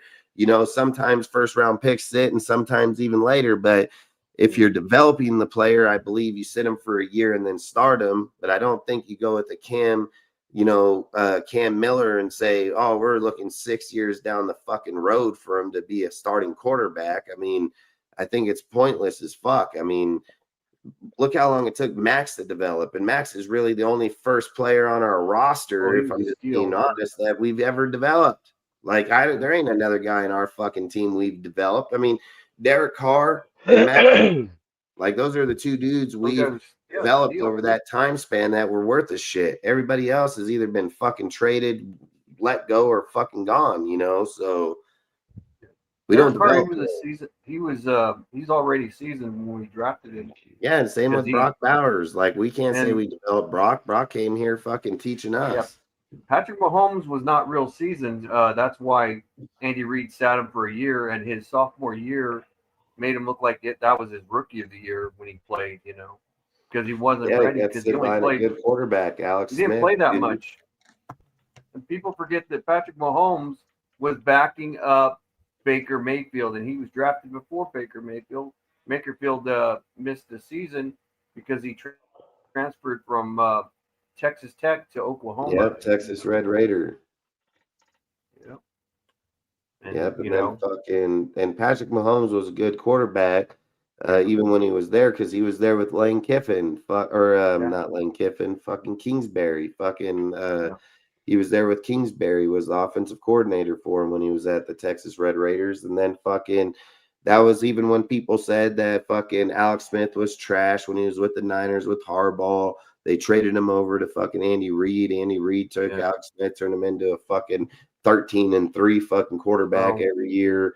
Fucking, I mean, and then he put Patrick Mahomes, which they traded to the 10th, picked him up, sat him for a year behind him, and then developed him. But then you have people like Love that sat behind Aaron Rodgers for a few years. You have Aaron Rodgers that sat behind Brett Favre for a few years.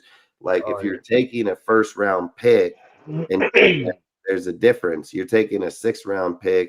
The difference between Tom Brady being a 6th round pick or fucking other people of those, they fought to earn their position right off the get-go. Like literally year one, they were like, hey, I can go out and fight for the starting job. But the coach was like, no, you've shown that you're good. Let's just sit you for a year, let you get it even more developed. But they're not saying a 6th round pick. They're like, oh yeah, fucking guy got his ass whooped in fucking preseason, not even close. And let's spend 5 fucking years to develop him. Gino's 34 years old, dude. There's the way these quarterbacks are playing, there's nothing saying that he can't play till he's 38 or 40. So the minimal time span in Gino's, the crease is going to be around the age 38 or 40. And that's fucking 4 or 6 years away from now. Like, fucking one bad season puts you in the number 1 or top 3 fucking picks. And if you're trading up for a quarterback, it's pretty better to trade up from a top 10 than a fucking top 15 or 20, like. So I don't know. I just think I think Kenny Pickett should be our guy. If I'm just being honest, just roll with Kenny Pickett, dude. Fucking let Cam be back there, because if you're going to your 3rd backup, you're just losing anyway. So my dad likes Kenny Pickett. He liked him. He never liked the offensive coordinator. He looked at it as the coordinator was the main problem, because they set up stupid plays, and then they finally got rid of that offensive coordinator. But they did it after Kenny Pickett was already gone, I believe. Yeah, I mean, I'm not a big Kenny Pickett fan, but I think Kenny Pickett works in this case. Like, I think he works in this. It gets away from the Aiden O'Connell talk. It gets away from the diversity. Like, at a certain point, everybody's got to get behind the quarterback, Gino. So how do you get rid of that? How do you get rid of it? Look, I'll bet you fucking $1 million right now. There are still motherfuckers out there that think if Aiden comes off the injury list in week 6 or 8, he's going to fucking start for the starting job. Like, there are people that think that shit. So how you get rid of that fucking shit? You just get rid of the player. There ain't a motherfucker on this team right now or fan base that thinks Kenny Pickett pushing Gino for the starting job. There ain't a fucking guy here that thinks that. So you eliminate the issue in the conversation by just moving on from the player. I'm willing to bet that when week 6 and week 8 come around, dude, if we're fucking winning weekly and winning good, fuck, here comes another trade candidate, dude. Like, literally. So I've said it. I love Aiden. I think Aiden's a great player. I think he's a great person. But you can only have so many chances in the NFL to fight for that job and not take it. And it's time to just move the fuck on. Like, you can't sit here and keep saying, oh, next year he's going to get it. Next year he's going to get it. Well, wait till someone gets hurt this year, and then he can come in and get it. Like, even when Aiden's taken over with people being hurt, he's 500 at best. So we're not gaining nothing by this conversation. You know what I mean? Like, we just got to get to a certain point. If Gino goes in and beats the fucking Redskins and the Chargers, do you really want to have a conversation in a few weeks about Aiden at all? Like, does anybody even want to hear the name? Because I don't think it'd be good for the team. Like, just straight up. So some players are able to block out bad noise, but other players feed into it, man. Like, they just straight feed into it. And Gino feeds into it. It's just fucking facts. You see him on the sideline talking shit to a Pee-wee coach dude over a fucking game. Like, Gino feeds into it. So I just think to keep the team safe and keep the team at its best, I think Kenny should be the backup going forward, and there shouldn't even be an Aiden O'Connell conversation anymore. Like, you've already found out who your quarterback is. You already know he can play good. You just in that conversation all in general, in my opinion, so. Yeah, I do look at like Kenny Pickett, a definite threat to Aiden, but if it was any other backup quarterback, I wouldn't feel like Aiden would be threatened. I do feel Aiden is threatened by Kenny Pickett, though. No, as he should be. Like he should be threatened by him because Maybe, like I said, Kenny Kenny Pickett's Pickett's played the longer first overall than first round pick. yeah, and he's played longer than him, and and He's a he's a little 15 and 10 more quarterback. He's a 15 and 10 quarterback. Well, plus he's a little more shiftier too. yeah, that's what I was gonna say. He's a lot more like Geno Smith and Aiden O'Connell. I mean, well, almost anybody is, but uh, I got a cane and I'm more mobile than fucking Aiden O'Connell. So, Well, Aiden's just a pure pocket quarterback. That's what he is.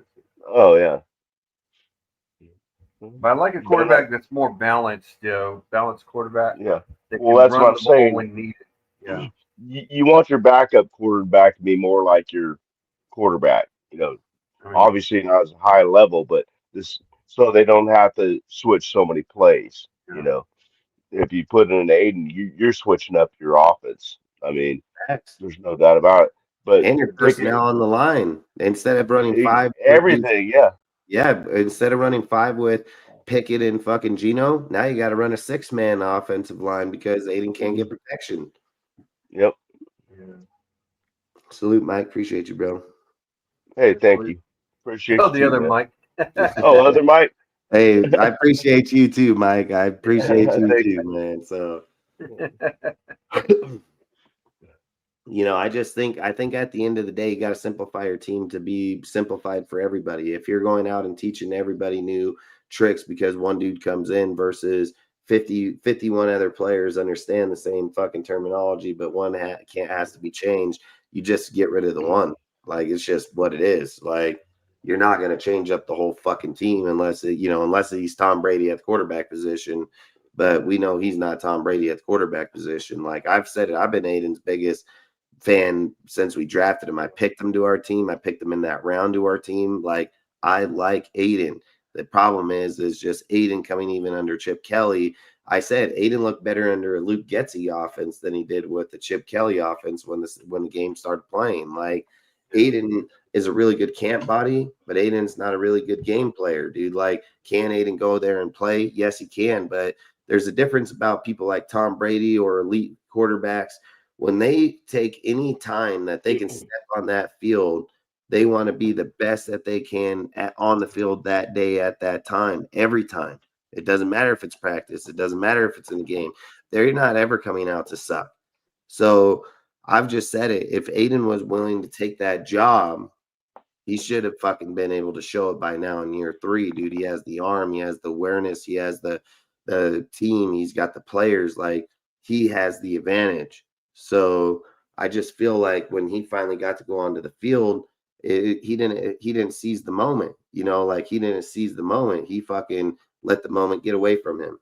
And I think when you're letting it get away from you in year 3 of your deal, I think that's not a good look on you as a quarterback. And then not only that, like, people wouldn't have ever thought we were going to trade for Pickett. That brings in another solidified backup. And now the question gets a lot easier to be able to get rid of the player. That's just all I'm saying. It's just like the Geno or the Jacoby conversation with the players, because you have options now. When you don't have options, you don't do that. When you have options, you do that. So I just think you have options at both. So it's pretty much what I would do.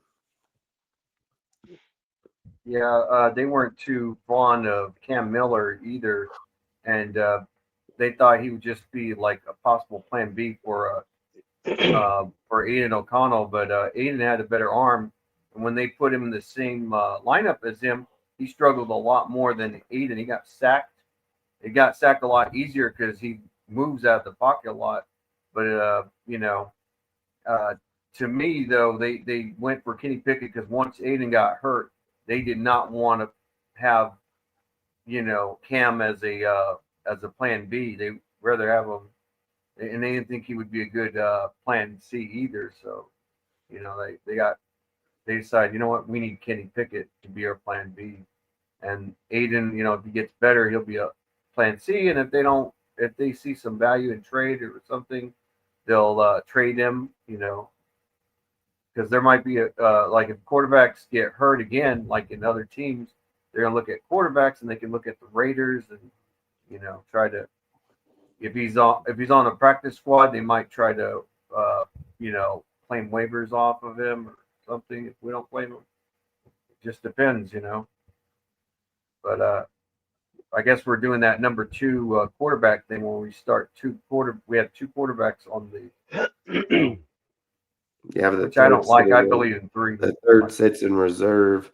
Third sits in reserve. He can't dress. He can't sit there. Yeah. But if both quarterbacks are to go down, then they can activate him to be the fucking third quarterback on the squad. Yeah, I don't like that. I mean, it's old only days. happened a few times, dude, and it only happened a few years ago is why they made that rule change to begin with. It's not something that's occurred, fucking 20 times throughout the last 20 years, but sometimes people just change rules because maybe something happened to a team they like, I mean, at the end of the day, I've said this, if you're looking to your backup quarterback, dude, you're not going to fucking do good anyways. Like the history of the NFL states, when you go to the backup, you have 1 or 2 options. One, the bigger option says you're fucking losing.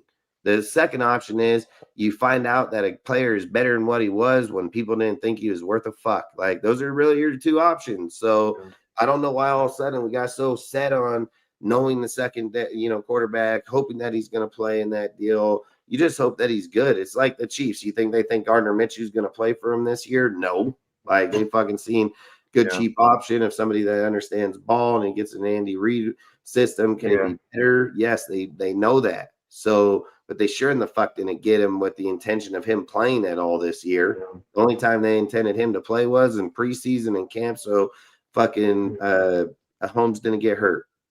No different than with fucking. Does anybody even know who the backup for fucking Josh Allen is? Does anybody know the backups for any fucking dude out here? Trubisky. Fucking, who is it? Trubisky. He went to the Steelers, and another fucking guy that was a starter somewhere, never anyways. And that's my whole entire deal. Like, you're not gonna go out to play your fucking backups, dude. Like the backups. Yeah. That's why Ryan Fitzpatrick was such a good journeyman, dude, because he didn't want to play fucking backup and he wanted to go everywhere where a player got injured. And if that gave him the best option to play, it was a great option. But he would be in a great backup too. You know what I mean? Yeah. So Nick Foles went out and backed up, won a Super Bowl, and then ain't never done shit again. Like I don't know, man. You got to roll. He's a 5 or 7 game quarterback. That's what he was. Yeah. Once they play 17 games, that determines how good they are. Good. I'm fucking dead. Hey, listen, Hanson or Hassan, if they're good if they play Jackson Dart. I'll tell you that. If they play Russell Wilson, that's fucking winning shit this year. So they're not going to win with probably a midget like Russell Wilson. I mean, he can't even move that much. He's been getting sacked and, Yeah, I mean, I think when you look at the way a lot of our team has been in the past of bringing in new players, bringing in new coaches, bringing in all these options. Like week 1 in the Patriots going to the East Coast, which is a game that we fucking suck at, dude. And we suck on the East Coast, dude. Like usually when a quarter gets away from us in the second quarter like it did, it's the downfall of our team. Like we just fucking get blown the fuck out. We went to the East Coast with a bunch of rookie fucking players, a bunch of fucking dudes that ain't never played in this system, never even been on this fucking team. Not only that, they fucking changed over the whole entire coaching staff and still fucking went in and convincingly won against the Patriots. Like, there's a lot of people that are betting on the Patriots to win this week's fucking game, and that's fucking facts. So it ain't like the Patriots are just some trash ass fucking team. They have a lot of high hopes just like anybody else. If Christian Gonzalez played in that game, the team's obviously instantly better. So it's not like the Patriots are a trash fucking team. We played a pretty good fucking team. We played as a good unit. Now people are fucking used to that type of shit. So they're going to say, oh, the Raiders just got lucky. The Raiders this. Hey, listen, man, when people want to sit and say about the Chargers going to play the Chiefs are depleted in their defense. Like their offense fucking isn't even that fucking good. Worley literally got fucking beat, dude, by his goddamn tight end, damn near broke his fucking collarbone, dude, run across the field. Like straight pussy, dude. Like if Steve Smith hit fucking Kelsey crossing the fucking field, dude, he would have probably fucking made him fucking fall. And fucking, we got fucking Worthy over here just get fucking murdered. And then you got fucking what? Juju Smith Schuster, fucking old ass dude. Then you got fucking Rice that's fucking on suspension. Like their team isn't even good. Like their team's Worthy ran into Kelsey and got hurt from it too. Yeah, Worthy got fucked up by Kelsey. He's a small guy. He's 160 pounds. They fucking shoulder checked each other. Blink, fucking dude just fucking got murdered. Yeah, I think the running game, the lack of the Chiefs running game, aren't is even what a good hurt the team, Chiefs dude. out. Like the Broncos have a better structure than the fucking Chiefs right now. The I think Chargers Broncos are a better running team than fucking the most Chiefs. definitely do if our youth fucking takes off, dude. Like I've said it. I've said that the Chiefs can end up in the last in this division this year, dude. Like I don't give a fuck if they were in the Super Bowl last year. They couldn't If their fucking line sign is people and bring terrible, them yeah, back. it could. If their line played like completely exactly like they did against the Eagles, yeah, it's a good possibility. I think they play the Eagles this week. That's their next game is the Yeah, Eagles. they're gonna go 0-2 to start out the season. Yeah, I think they're. 0-2, I was motherfucker. surprised their running game was they had Pacheco and they also have Kareem Hunt. Those are their better running backs. I think Kareem Hunt's better than Pacheco, in my opinion. But you know, I would have said they should have utilized Kareem Hunt a little bit more because he's more versatile than Pacheco. But man, they couldn't even stop the run on their defense too. That's the thing. They ground and pounded on the Chiefs like they were nothing. And you know, Hassan, you are right that the Chiefs did look better than the Broncos, like Bo Nix did.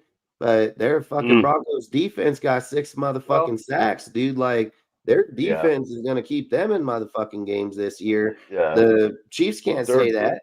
The Chiefs, what are the Chiefs gonna say that their defense kept them in the Broncos defense is Broncos defense is definitely the strength of their team. And they got a badass defense.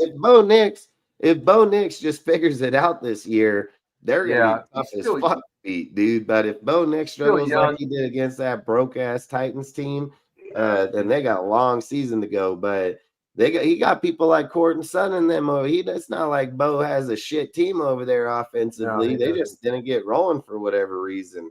I would say Broncos are a better team if Bo Nix is better, but I'll say that the Kansas City offense, but just because Patrick Mahomes is better as a team unit, but the Broncos are great fucking defense, man. Like their defense is gonna hurt motherfuckers. I'm just telling you. Yeah. I think they're the leading team, and I think they're the leading team in Week 1 for most sacks in the game in Week 1. I think they had 6 or 7 of them.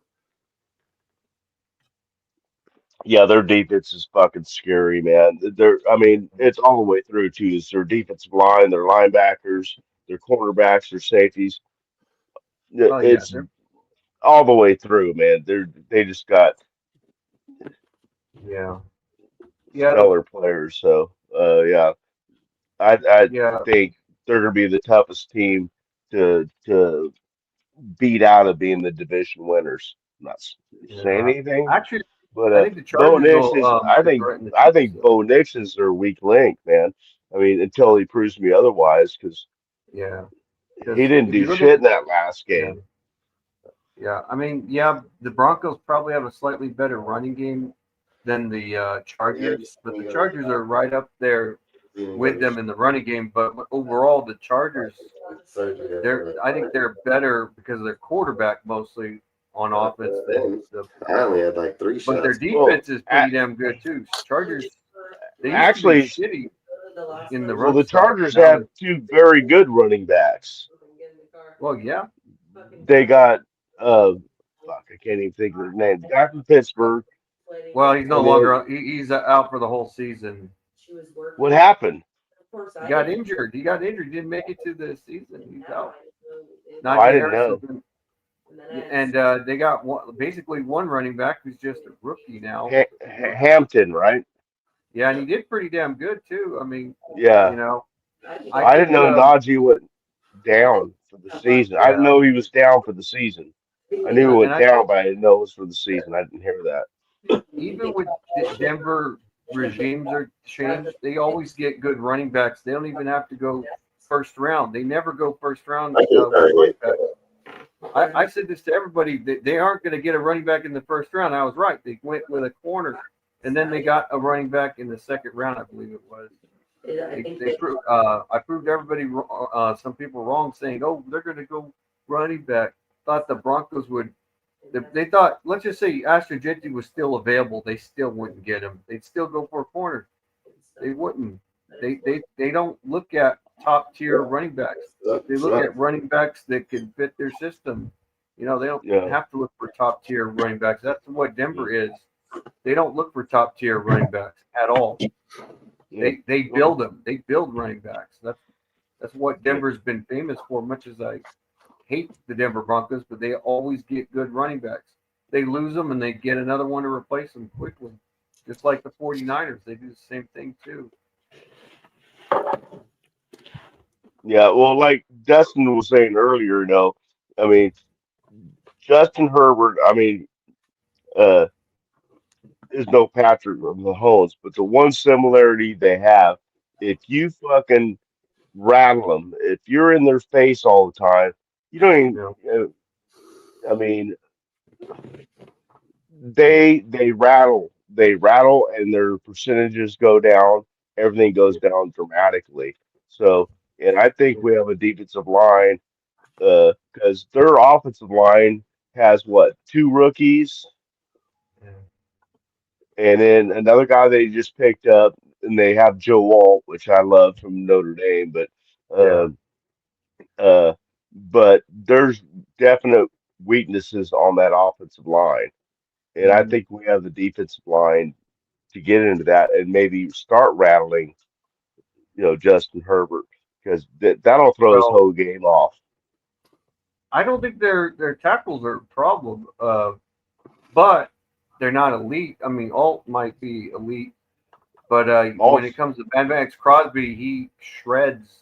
He shreds even elite tackles too. He just bends and well, Max isn't going up against Alt. That'll be Kuntz against Alt, and then Kuntz is just speedy, quick. Because I don't know if you knew, but they moved Alt back over to left tackle. Yeah. So he'll be going up against Kuntz, and then Max has got a rookie right tackle. I mean, so guess what they're going to be doing? They're going to be putting double teams on Max and possibly chipping him to boot. Try to take him out of the game. So that's going to leave open Butler and Booker too, because I'm impressed with Booker this year. From what I've seen, I mean, I know it's a new, one game, but he's been looking impressive, and I've been liking the way Butler looked the last couple of years. So, I'd still watch out for their running game too, because the Chargers can run the ball. They have not ran the ball since LaDainian Tomlinson. When they were a dominant running team, they can run the ball. So sure, you might sack Justin Herbert once or twice, but doesn't mean you're going to stop him. I mean, you have to. Well, it's just like Patrick Mahomes. You could sack him 2-3 times. We lost to the to the Chiefs. Hey, that fool's kryptonite was when Malcolm Kuntz got after him. He sacked him twice in one game. Well, I'm not just talking about what happened. We lose. Yeah. Are we off? I'm going to say that. You just put a picture up. But I think our defensive line. I mean, granted, Patriots aren't San Diego, but they still held them to 60 yards. But we do have a couple good running backs, huh? We do play differently when we play in our division. I would say the Chargers are a much better team, a lot better team than the Patriots. Much. But we do play differently when we play in our division because we know them well. That's the only difference. Their upside is way higher than they got a way higher ceiling than the Patriots. But when we play against them, we play a lot different, though. I mean, if we didn't play them very much, they would decimate us. But since we know them, This we can is get this is where I think the Raiders have the so look, Herbert likes Oh. to when he gets into pressure, he likes to look to run up the gut to get away from us because he knows that he has people like Max and Kuntz on the outside. So he doesn't try to run to the outside to get around people. He Yeah. tries to look and go up the gut because he knows that Yeah. we're weak in there. Well, the Raiders fucking stun him when they put a Tyree fucking dude on the outside and let Malcolm be the stunt man dude where he moves back in on the inside and fucking just Yeah. blitzes the center gap. And in both plays of these just last year, Yeah. you're right. You can sack them and we can still get beat. There's no denying that. But the difference is when you have a team like our defense right now where you can move people around and create pressure like this, Yeah. that's going to hurt Herbert. And I've said Oh, this, yeah. why I said why I would have made the Micah Parsons trade, because if you have Micah Parsons and fucking Max on the same team, Oh, Jesus Yeah. Christ. broken Chargers line with a Joel switching from right to left now, putting in a rookie in there, like that's your best advantages is the pressure fucking that line where they can't get it. I said how you beat the Broncos. I said go get Parsons and Max because you have a fucking sophomore year in Bo Nix. Most quarterbacks statistically in the NFL have a down year in their second year. You could have put pressure on that motherfucker and destroyed him just like he fucking showed in that Titans game, dude, already. So you got fucking inside the Chiefs, dude. The Chiefs the same fucking way. What beat the Chiefs? Malcolm Kuntz getting after fucking Mahomes 3 fucking sacks in a game. Like when you have the pressure that can consistently back it up over the duration of the fucking 60 minutes of that game, it's almost impossible for any quarterback to beat us. So if you want to beat in your division, in my personal opinion, these guys fucking falter under pressure massively. It's not just a little bit. Justin Herbert throws 4 consecutive back-to-back interceptions in both playoff games that he's been in the deal. If you pressure the quarterback, they are going to falter and make mistakes. It's just facts. So I think in our division, if you're looking at the rotation of the line, where they're moving players, playing them out of position, you can be the best fucking right tackle out there and be the best, dude. It doesn't mean he's going to play Pro Bowl elite fucking level on the left tackle side. And just because he did it in college, after he's played in the NFL at the right, it's going backwards, dude, for a minute. Dude's got to remember that shit. Then can they pick it up over time? I'm not going to say he can't. I'm just going to say there is a progression at that point in time because they're trying to go over there, lead with a different leg. You'll probably have some false starts because you're so used to using the other. It's not like they were doing like our guy was doing a few years ago, where every preseason game they made players play all over the different line. You know, I can't remember that guy's name. Carmen Priscilla, dude. He would make everybody play all over on the defense. So that way, if they got switched over there, it wasn't such a relearning curve for them. He wanted to get past that, so he just made them all play those positions during the deal. I think if you want to beat a team like fucking Harbaugh and Herbert, if you allow Herbert to stand in the pocket and get progressions, he's going to dot you up. He's a good quarterback. But if you look at a play just like this one with Max, how he blows up and around that motherfucker and just eat him for dude, he couldn't even get off his first. Look how hard he was staring down the player on the left side of the field. This is a 3-year, 4-year. Well, this was just last year. This was just last year. Like you can bring that type of pressure on a Herbert, you take him out of his fucking game. And then what? You got to go to Marion Hampton. Marion Hampton hasn't even done nothing yet in the NFL. So you're not he may have a big name in college. It doesn't mean he's got a big name in the NFL. So if you're sitting here looking at, okay, if we resolve Najee Harris got off the Steelers for a reason. Now he got fucked up in the eye. So could he be a better career with the Chargers? Yeah, because Harbaugh knows how to deal with those type of people. The reality is they don't even know what themselves have at the halfback position at this moment. So you can be an equalizer to these type of teams. We play them twice a year. We know their tendencies. Our coach knows each other for fucking over 20 fucking years. They've coached in college and NFL. They get put in a certain situation, dude. It's fucking like flashbacks for them where they're like, oh, back in 1972 at this point, fucking, well, they'll say in 2000, but You know what I mean? But fucking at the end of the day, they know tendencies. They know what certain formations look like or how they dealt with this type of shit. Like the Chargers, I've said, like even if you lose to them in game one, you know why we usually tied with them? Because we fucking knew what they were doing the first time around. So all we did was fucking prepare for it the second time around, and we were able to beat them. So I mean, I think the Chargers are a good team. I think Harbaugh's a good coach. But I'm telling you, man, if Tyree Wilson even plays anywhere where he can pressure up on that line, if Booker can bring any type of pressure there too, the Raiders are going to be dangerous, dude. I'm telling you, I would not doubt it if the Raiders can beat these motherfuckers. That we're going to be looking like the best team in the fucking AFC West. Like we'll look like the best team. We'll look the best offensively, and we'll look the best defensively. So everybody that pegged us as the third and fourth in this division could easily turn around and be the first right after this game if we win this game, because everybody has this high factor on the Chargers right now because they beat a broken Chiefs team.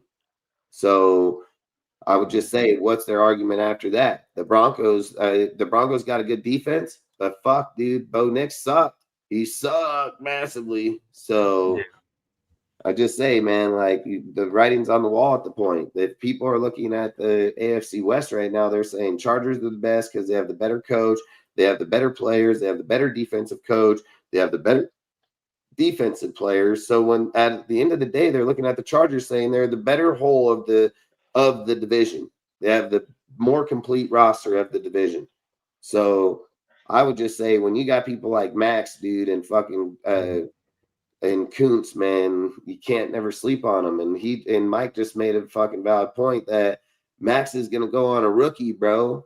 Like he's gonna go on a rookie. And even with Kuntz over there playing on Will Campbell, you dirted on that fool for most of the game. So it ain't like Kuntz is no fucking chump. You know what I mean? So I don't know. I think we can win this game, man. Like I picked us to win this game. Here's the thing I do have a problem with the Raiders, though. It's the run, it's the stopping the run. That's the Raiders' biggest heel. If they could stop the run and make the Chargers pass the ball a lot, yeah, we could most definitely beat them. I mean, it would make them one-dimensional, but that running game is the one thing that can get them out of a bad situation. So if we can neutralize the running game, yeah, we could beat the Chargers. If we can do that, that's not an easy thing. They have a really good, even though they have new running backs, their running backs last year are not, they're the last ones. It's completely new running backs, but still, Yeah, I mean, Gino went for 362, 70.8 with a 1-1 at 120.9 QBR. You get the plays where, like I said, this type of play, this is shit we've only wanted for a long time. Yep. Like our team has explosive tendencies now, where it hasn't had it in the past. I see that ball right there being thrown by our previous quarterbacks the last couple of years to where he catches it out of bounds. Yep, or overthrows them, and dude's got to be That's diving what I'm saying. Or just totally overthrows him. Yeah. Yep. And you look at this fucking under pressure dude throwing his arm up in the air into space and still dots it right. He basically, he threw it off his back foot. He basically just flipped his arm. Yeah, that was it. Look at the defensive player too when he comes off the tackle right there. Look how he has his arm up in the air and still Gino dots him. Yeah. I mean, that's an impressive throw. Fuck yeah, it looked easy because Tucker was opened by so much because Tucker just, I mean, he burnt that dude like, I don't know. He burnt the fuck out of the dude. And plus, but the thing that's so spectacular about the play is the throw that Gino had to make. Yeah. That was insane. Shit. Once he got open like that, all he had to do was catch the ball and touchdown. So, I mean, and it was a perfectly thrown ball for the situation that Gino was, the stress he was under when he threw it. It's like this play here. You look at Malcolm Kuntz over here. That's what forced fucking Drake up into fucking Tyree. Malcolm come Mm-hmm. off the edge over there like a fucking bat out of hell. And look at him. He Yep. coming right off that. He didn't have a choice. He knew right there. He's like, Yeah. nope, I gotta get the fuck out of here. And he ran And there right was into him. Tyree Yeah, he ran right into him. right And that's into him. Yeah. when we play fucking Justin too. See, all our players are coming together where I mean, look at Malcolm, first game back from an ACL tear, and that dude flying off that bitch. Most people are scared as fuck coming off ACL tears because they're worried that it's going to happen again. So they're not even trying to push. Malcolm ain't give a fuck. He pushed that big old fat fuck right out of the way and was right up his fucking neck, dude, instantly. So I mean, Malcolm Coos is a strong ass motherfucker, yeah, man. look at I him. mean, Who's 78? Moses? He just dirted on him. Fucking yeah. still got up around him and to fuck up in there right away. Like that's why I said, like Malcolm, we got a good fucking team over here, dude. Yeah. 76 Well, Moses. that it's like football 101, man. You get pressure from your defensive tackles coming around, holding contain, but still closing in, and you have your two, or excuse me, your ends, and then your two tackles just filling up space basically on the inside. There's no and pushing the line back. There's nowhere for the quarterback to go. I mean, in order for us to be a good team, we have to be a complete team. You know, our players gotta be able to play Right. together. They got to be able to play in sync here. It's like where they say Herbert's going to run them. Look at Max runs them all the way down the sideline Yeah, for us. yeah. Gets his sack right there. Yeah, I mean, he chased them all the way And, down. and did you hear what Max said about that play? I was watching the Max Crosby show, um, and he The rush. goes, "Yeah, the rush, yeah." Uh, and he goes, "Yeah, I was just like pushing the guy out of bounds, Drake May out of bounds, and his legs went limp, like he was trying to make it look like it was some kind of Max play out was of held bounds." on it. And Max was just holding on. I was like, "I holding them up." And I'm pretty sure, they started calling for a flag on the sideline, and he kind of like, basically gave him the finger and said, "No, no, I was holding that little punk ass up so I wouldn't get a penalty." Fuck yeah. Fucker went limp. Look at Max. Max just come off of surgery where people Hmm. were worried about him and how he can move, and look at him run this motherfucker down over here. Don't forget, this was the second leading QB in the NFL last year in rushing yards. Right, right, But Max just ran this motherfucker down. And Max is playing in coverage in case nobody fucking noticed that he was right, spying. right. Yeah, it was. He Yeah, was that's a spying the that's a quarterback. great point. That's a great point. Yeah, he was spying the quarterback. See, he was in coverage here. He Yeah, wasn't rushing. right. And he just came up, and said, "Oh fuck it, nothing Yeah, going on back here. he was I'm spying the going up quarterback. here." He was spying the Yeah, quarterback on that fucking.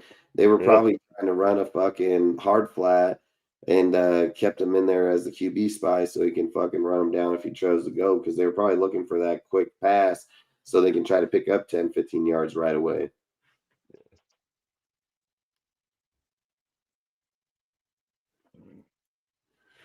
Yeah, and plus, do you happen to have a clip of that one? There's two plays that he made. The one that caused the interception to Polamalu, I do have the because clip on my phone where that he one, the and one the down, one where he batted he him down. flat out knocked the ball out before there's any forward motion in the guy's arm, and they ruled. And we had three Raider defenders there, and one of them picked it up off the bounce, but the referees already blew it dead, and they reviewed it and said, oh, I don't even think they reviewed it because he They called did. They timeout tried to because review it, but it was under 2 minutes though at that point, right? yeah, he So fucking they dove out they and they, got that they, fool. they couldn't throw the flag. Yeah, he dove out and got dude's arm. Fucking, Oh yeah, that you was know, definitely a fumble, and that would have been a recovery if they hadn't blown it dead. Those guys were going for some yardage because there was nobody else out there, and there's three Raiders out there. You know, I mean, they may not score a touchdown because they're big boys out there, but you know, that'd have been a hell of a turnover, extra So points. you look at this sack play from Malcolm, right? Malcolm's up here on the outside up top. Then here's Campbell right here that everybody said tried to own Malcolm all day. Here's Max already faced up with the fucking it's tight end. I think Henry. They haven't posted why they're trying to rush Tyree again in here on the inside right here. The thing that you notice here though is like this is why I've said people are the Max and the Malcolm with the Tyree fucking rotation type shit in here. It's only Mhm. going to get more and more dangerous throughout the season. You got to remember this player right here had an ACL tear, and look at this shit this motherfucker does in this play. Yeah. Pushes off, fucking just gets right through that motherfucker like nothing. You see Yeah. how small Malcolm is compared to those motherfuckers? Like Malcolm's a strong motherfucker, bro. Like he's a strong fucking dude. And I've said it, man. The more and more he gets comfortable on his deal, look at how he just fucking pushed fucking I, I still can't believe fucking how we did not get Campbell. that fumble recovery. He took Campbell off his feet right here, bro. Like that's a big boy. Look at him right here. Watch him jolt him. Boom, right there. He fucking even do shit. You had Max, you had everybody right there. Tyree. Look, the good thing is like, did we get this one? No. But fuck, we get a few of those this year, we're gonna get them all right. Yeah, we're gonna get one. Damn One the right. Look ball is gonna be. at this I thought we game. had it right there, that one spot, man. It just looked like he was going. I don't know who that was. Was going right down on it, so that ball bounces around funny down there. So, and The reality is that you'll be lucky to have one of these at maybe every few games. Maybe. We had two. yeah, This one and the one that Max got when he ran him down and fucking did what you were talking about. yeah. We had two in one game. You know what I mean? Well, Like they we're gonna ruled it. We got the recovery in that Max one, but they ruled it incomplete pass, Yep.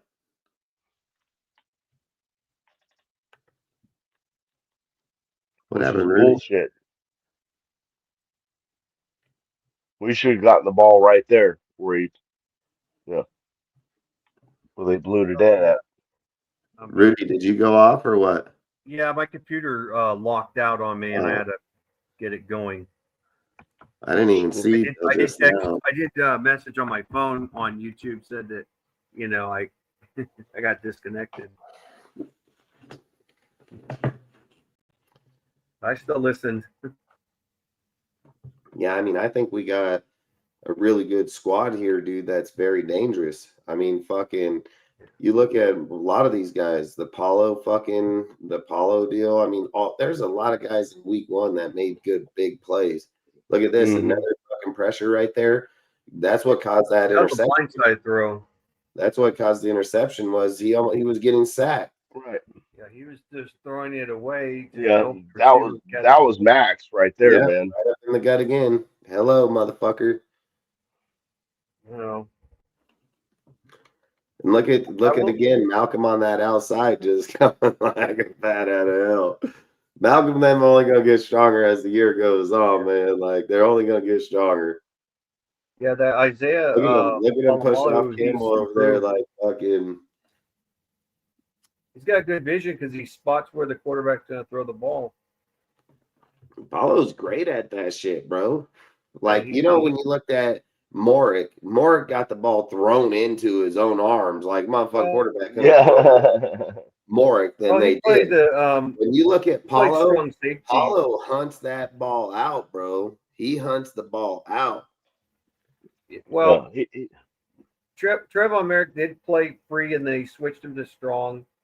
And he did play really good under Gruden, and then he kind of struggled a little bit under Josh McDaniels and Patrick Graham. But I still think that they're different positions. They decided to make Trevon Merrick more of a strong safety, even though he's played both positions. Isaiah just developed. He didn't play great in his first year, but he developed later on and got better. Max I mean, really he went through the same thing Nnamdi Asomugha went through. Max just pushed off the player He's here. a late bloomer. He's gonna move back inside right here the same way he got Herbert. Yeah. It's gonna be the same way he got Herbert right there. Max Well, got yeah, I've heard. move. Max has this move where he posts up a dude, Yeah. and then he just outmans him. He just throws him backwards a fucking few Yeah. yards, and then he fucking breaks off to him on the inside and just comes straight down the fucking gut here. He's gonna get put it on the outside arm right here, Yeah. and he's underneath him right there. Crosby uses those long arms of his. That's This is Tyree. He's on top Against of him him. like motherfucker too. Damn, look at that. They both had him at the exact same. They burned both these motherfuckers. yeah. And being 6'4", that really does help a lot too. Dude, Devin White was a steal for us, bro. Devin White was a steal right here. Fucking Jamal Adams. These two guys were a straight steal. I think this is Pratt. Fucking. I think I we mean, got a this choker. look at Jamal. He's fucking straight hunting this bitch. He's just fucking locked on this motherfucker. He's like, bro, fucking get that Yeah. ball. You're gonna get fucking lit the fuck up. And here's Yeah, fucking. Mad Max definitely forced that interception. You can see Jamal right on his player. He already knows. You see fucking Devin right here pushing upfield with Pratt. And then you see Paulo over the top of him already reading the ball. You can just see him fucking straight locked. He knows this boy ain't getting it. Like you see him out. Look at he's diving off his feet already. Like fucking Paulo's good, man. He's smart. He's hella smart. I'd even want to ask him, like, you ever play receiver in high school and shit, dude? Like, he's smart, man.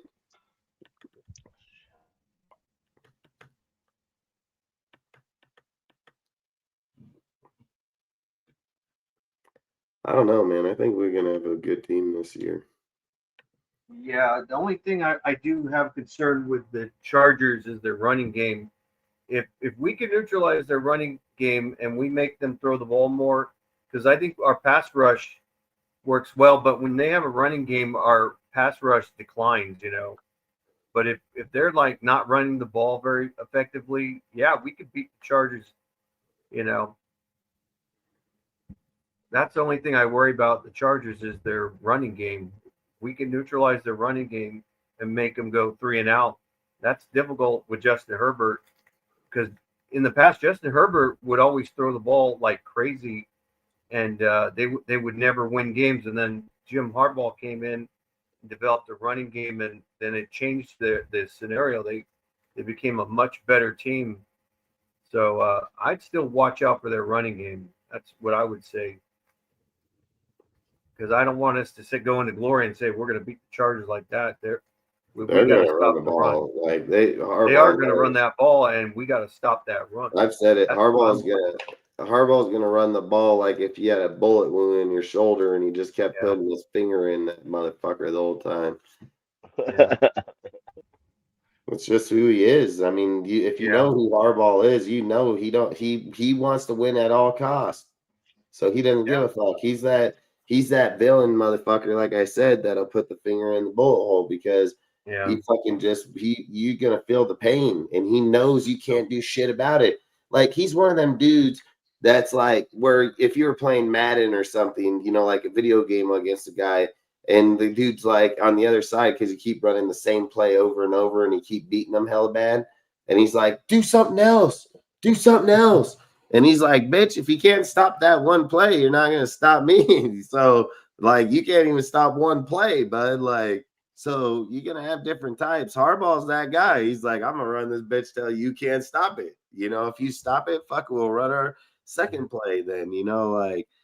This is why he got Amari and Hampton and fucking and Najee Harris. Fucking is for the division. You think he gives a fuck about 9 other teams he's only gonna see once in the fucking next few years? Like, I don't think he gives a fuck about that. Like, I think he said in order to fucking get there, we got to win the division. We got to go through the division. Fucking, it's one of the toughest. There's a division that can have 3 teams in the playoffs, like, again. So when you think about that, you think about it, they're only giving you 3 fucking positions over the regular division lockup. So they're basically saying our division's so badass, it's not just having 2 teams in that bitch, it's having 3 out of 4. Like, fucking, that's crazy as hell. But look at that. In fucking 3 months to the day, 9,333. We have 7.5 million views just this month. I think that's crazy shit. But It's awesome.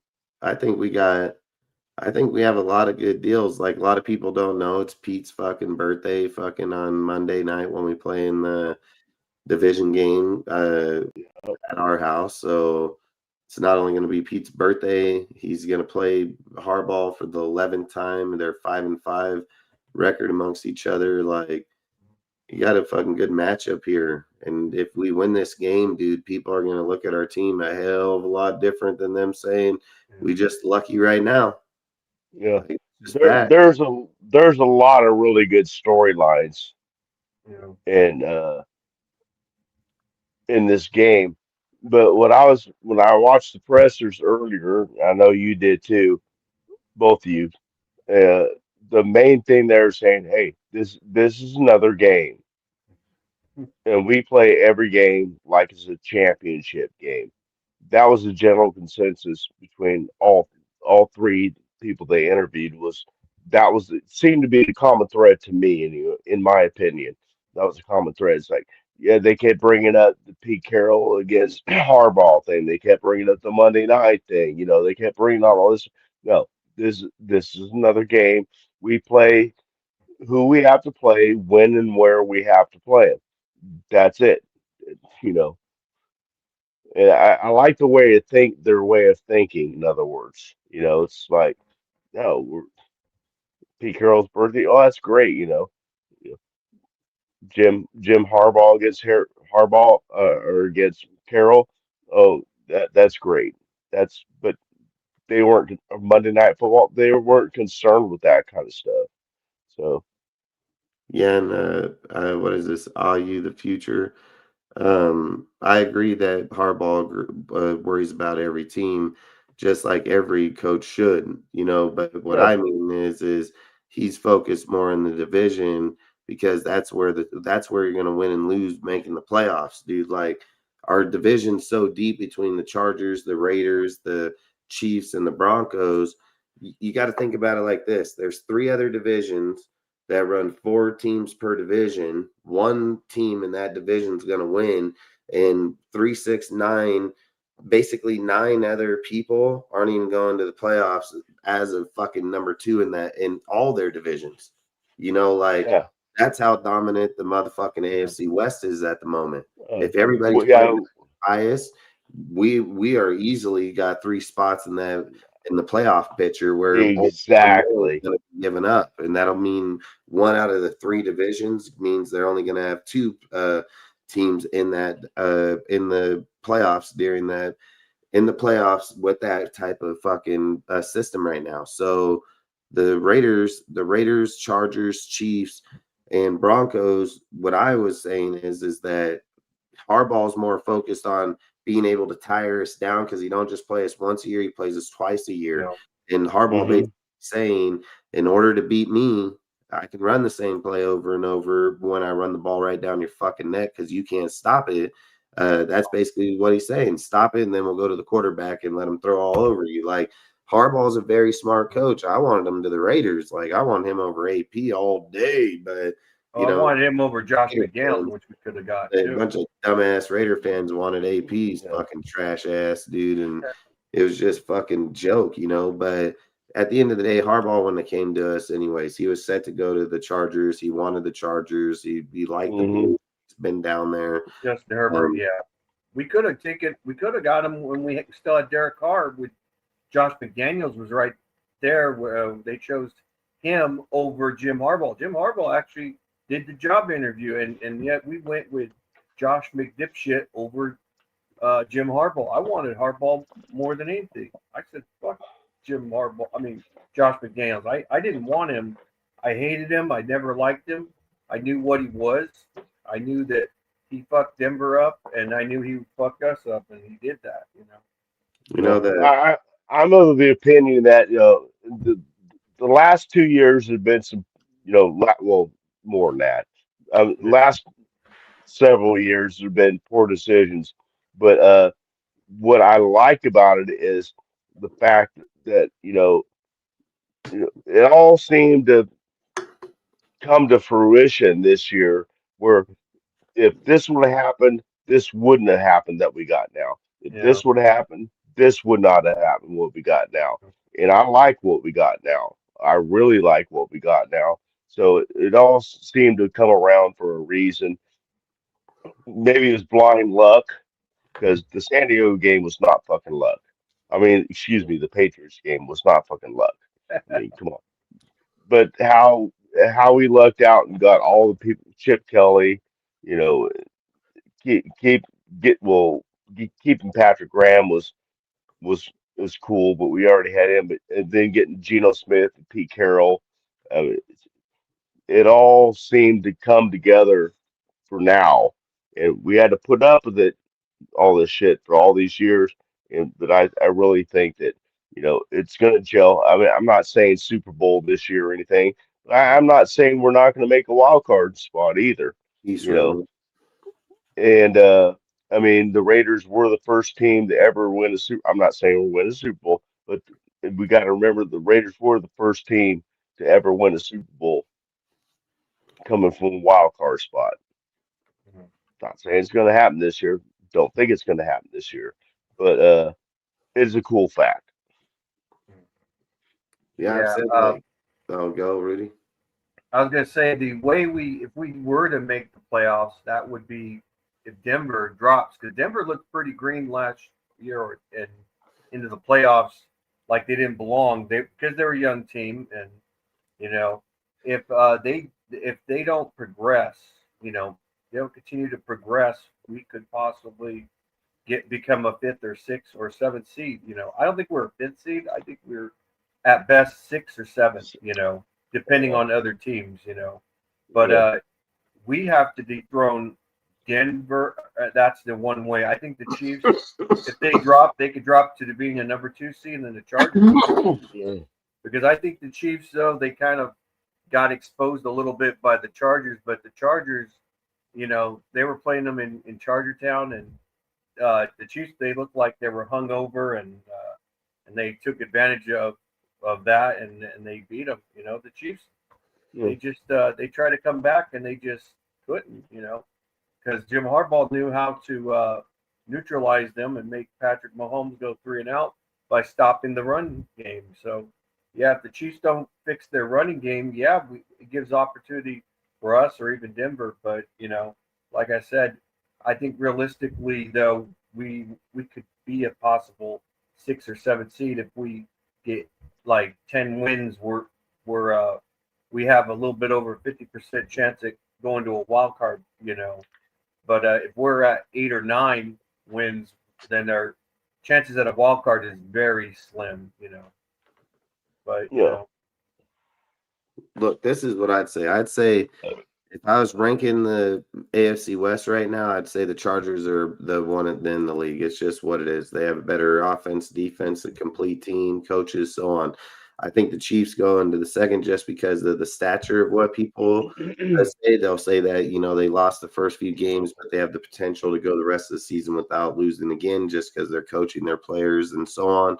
Then I would say there's a battle us. I think it's us over the Broncos at the moment. The Broncos defense good, but their quarterbacks their play was garbage against the Titans. We played the Patriots and fucking gave them a handedly ass whooping. Had one of the quarterbacks with the most yards in fucking week 1. One of the best completion ratios throughout the week too. So if we wanted to gauge where the team is, in week 2, I think it's hard because I think there's still a lot of unknowns. Teams ain't playing up to where they are. I think week 5 is where you can basically say, like, hey, our team's going to kick your ass next week, like straight up. I think the first few weeks, you're just trying to get dilated to the teams, the players, the trips, you're just accumulating a lot of things from play calling, so on. So if I say the Raiders are going to come into the fucking Allegiant, that the Chargers are coming here, which beat us last time. If we can beat the Chargers, after everybody think about the Chargers beating fucking the Chiefs in Brazil, then there's no way they can't say we're the best team in the division at that point. Because until we have to play the Chiefs, we've beaten the team that's beaten the fucking Chiefs. So we would be the first fucking motherfuckers in this division. I've said that the Raiders can be a very dangerous team. I've even said that we can sweep the Chiefs because I believe that the Chiefs have fallen off. I think you have Pete Carroll, that's a way better play caller. I think if the defense shows up and matches the offense, what's cost us games in the future? Is it that we couldn't score points, or was it that we didn't have a defense that can stop the other team from scoring more points than we did? That's what it's been for fucking years. Is the defense is always outscored our offense, dude. The defense puts up way bigger numbers than our offense fucking puts up points wise. So you can look that shit up.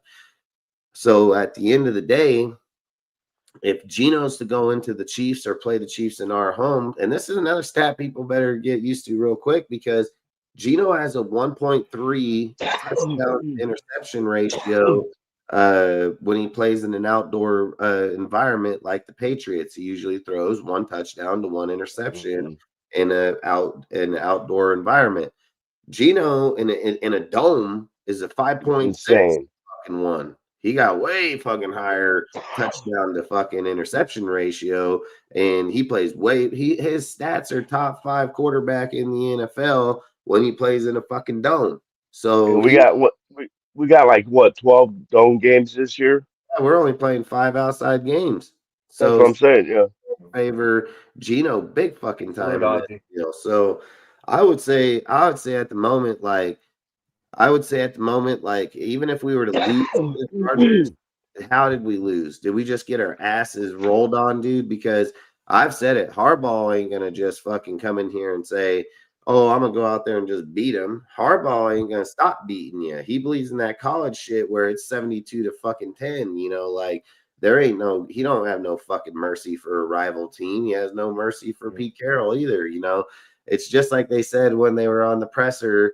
They asked them, like, hey, Harbaugh said he'd like to play with you, but he's not on your Christmas list. And fucking Pete's like, oh, he sends me a birthday card every year. They know. Yeah, that was funny. They know bullshit. They ain't sending neither one nothing. You know what I mean? Like, when the rival's the rival, dude, that's what makes it so good. It's like there's a fucking game in college when fucking Pete was with USC and Harbaugh's with fucking with Stanford, when fucking Pete met him out in the middle of the field and told him, what's up? He's like, what's up? You gotta fuck something? You're like, what's up, man? Like, fucking, and he's like, oh, just keep walking, going to the deal. Like, there's a most definitely big rival. If people remember when Pete first came to the team this year, they had that fucking media day for the head coaches and everything, and fucking they have the picture with fucking Pete in the room with Harbaugh sitting in the fucking Pete's in the chair right next to him. Harbaugh's all pissed off, like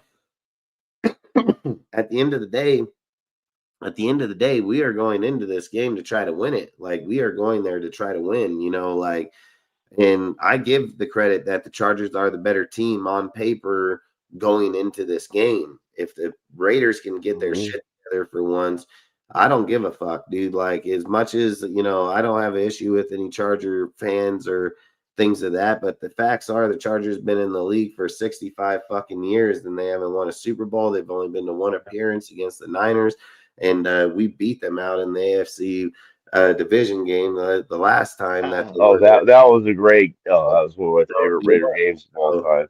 People sit there and say about the Raiders not doing something or not. The Chargers had one of the most winningest teams with fucking Phillip Rivers and fucking LaDainian Tomlinson, and still fucking went home in the playoffs every fucking time. Yeah, yeah, with Marty Schottenheimer. Yeah, Marty Schottenheimer never finishes off.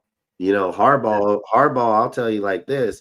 Harbaugh don't fuck around. Like if Harbaugh gets up in that bitch, he's there to win shit. You know, like Harbaugh is not a coach, dude, that I've said it. Like there's not a coach, like in my personal opinion, the longer Jim Harbaugh's in the NFL, getting to craft his team and make the change from college to the NFL, rules, players, all this shit, he's going to be a dominant fucking coach. Like it's just who the fucking guy is. Like, look, John is a special teams coach, dude. John got the job by special teams in Baltimore, and he's only one of few guys that wasn't a play caller that ended up being a head coach and had success. But people also got to remember that John Harbaugh was about to get fired in Baltimore right before they drafted fucking Lamar Jackson. Then they got Lamar Jackson. Then it kind of revitalized his career again.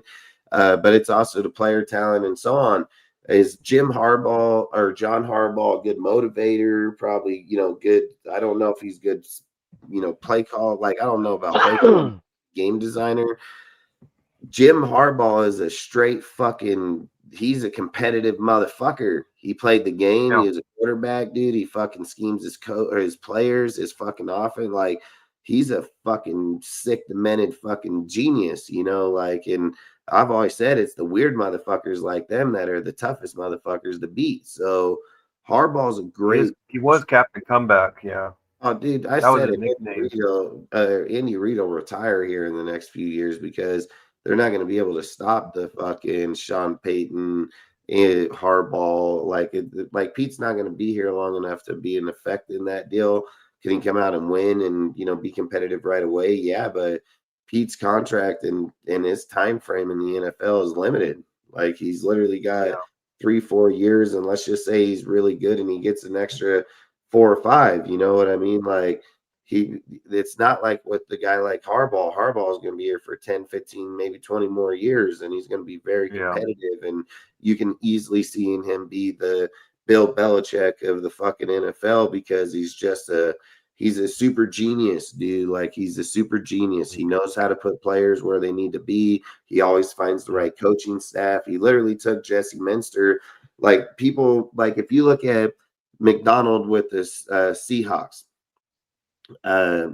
McDonald was defensive coordinator with Jim Harbaugh in Michigan, and Jesse Minster was fucking special teams coordinator with John Harbaugh with the Ravens. Then they made a swap. Fucking Jesse Minster went to fucking Michigan. Fucking McDonald went to fucking Baltimore to be the defensive play caller for the Baltimore Ravens, why Jesse Minster went to Michigan and became the fucking defensive play caller for the Michigan. And then fucking they went on, won multiple championships. Then the same thing over here. They didn't win championships, but they won all kind of games. They went to the playoffs. They were a very competitive team and so on. But then you look at the transition where Donald leaves out of Baltimore. He heads over to Seattle, and boom, team's instantly successful. Like they have an easy, successful transition because Seattle's known for a defensive team. The team was decently good right off the get-go with Geno. Now they're a little struggling with fucking Sam Darnold, but they'll probably get it together, But then you look at Jesse Minster when he came with Harbaugh out of Michigan to the Chargers. They had like the third best defense in the league, dude, in year one under a college coach just coming out of college into there. Like Harbaugh knows how to build winning fucking teams. Like Nick Saban.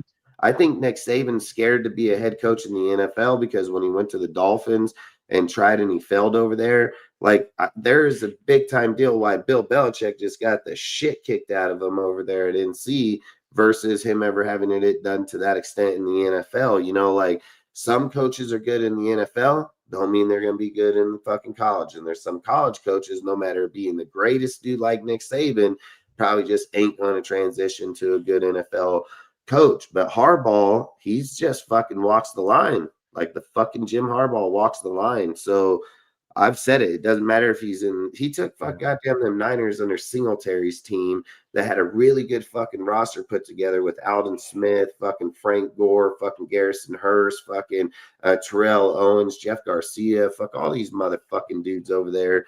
And Singletary couldn't get shit done, barely break 8-8 with that team. Harbaugh comes straight out of Stanford, hop up on that team, and just took him straight to 3 NFC championship games and a Super Bowl fucking appearance, like, and only lost to his own brother, you know? So, like, Jim's a very smart man. So I think if we're going to try to gauge our team for the future, Andy Reid's going to retire. Fucking Kelsey's going to retire. Patrick Mahomes is not going to be the same quarterback without another coach of Andy Reid's type of fucking game mind frame. So if we're looking at the transition in the fucking deal, it would be Bo Nix with the fucking Broncos, or it would be the Chargers. The logic says it'd be the Chargers. They have a better complete team, better players, better structure at the moment. If Bo Nix was able to, play decent football this year, I think he can be in the conversation next year. I think Geno can disrupt that whole thing.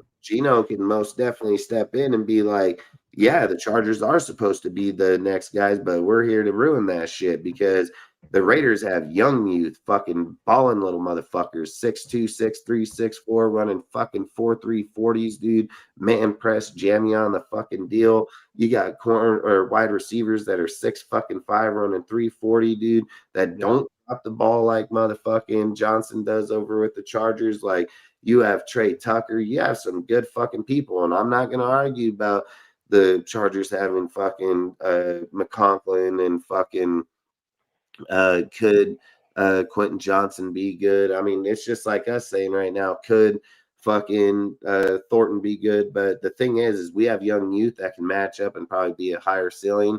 I think our defense is pretty good if they, the players do develop. I would get off the Chargers game. Like, that's how I would say if we're going to be a good team this year. If the Chargers just kick our ass, then it means we're not even on the Chiefs fucking schedule. And that, yes, the Patriots are a fucking scrub ass team, and so are we. If we come out here and it's a 24-27 win, or even a loss, where it stayed competitive through the whole entire game, I would say we are a lot better than people are going to assume, because you don't stay in contention with teams like them or teams like them. Patrick Mahomes brought himself back in that game to try to win it. That's the only reason why he had a chance to even be competitive in that game. But I don't know, man. I think this game will tell right away, like, where we stand as a team. If we just get mutilated, dude, we're not even ready. We're not even ready. And I don't even care if it's Peter or whoever, just we're not ready. But if you can go out there and hold your own on Harbaugh, I think his team's going to be really fucking good this year, man. Like, it's why I wanted Harbaugh, dude. Like, if we didn't waste a year with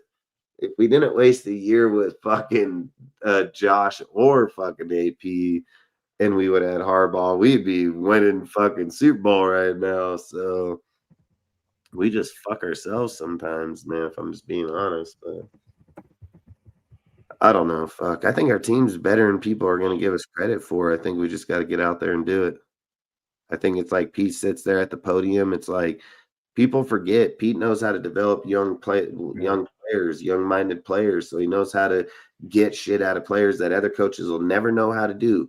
Like, Pete knows how to get us to be somewhere, and like, he even brought up about the Monday night. He said the same thing I wrote a post about the Raiders fucking struggling in Monday night games, dude. We've done it for a long fucking time. It's not something we just go out there and own. So statistically say that we're statistically not favored to win this game just because of being on a Monday night game. But when you have a guy like Pete, and Pete's sitting at the podium, and they ask Pete, like, hey, man, the team struggled. He said, listen, we all grew up wanting to be on Monday night. He's like, this is the biggest fucking deal that you can be out there. This is the biggest platform you can be on.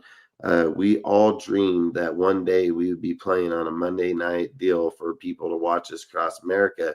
So Pete knows what the, gratifications of playing on nights like these are. And that's something I think we haven't had a coach in a long time, outside of Gruden, that has been in those circumstances that can deal with those type of deals. I mean, you look at it like in that second quarter of the Patriot game, most of our coaches would have got whooped up on after that.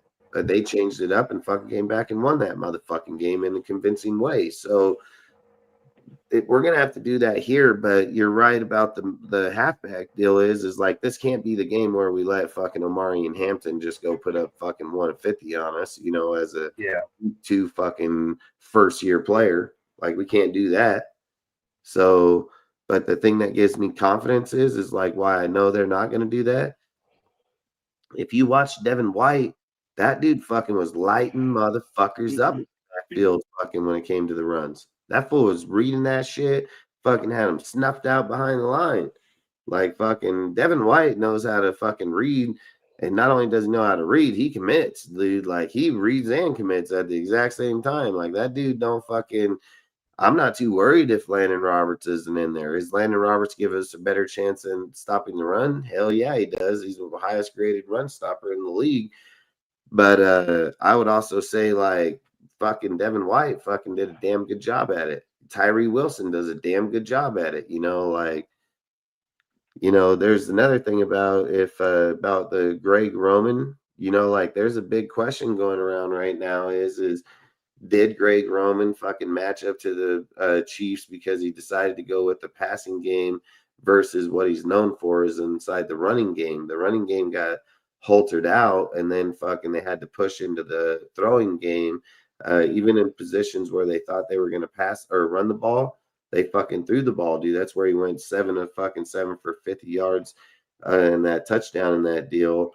That's the other thing is like, is Greg Roman this year tailoring the offense to more Justin Herbert throwing against teams, or are they going to try to do the old style Greg Roman where they are more of a run heavy offense versus pass? Like you can't. I think when you watch that Chiefs game, it showed that Roman was willing to move it to the passing game in there to stay competitive. And that kind of makes me feel like when we play each other, they're going to try to do the same thing. They're going to try to cope to what we're doing. Are we fucking, is it run? Is it pass? Like I think they're just going to try to switch it up as we go, where that offense has always been known for a run pass is what it is, so.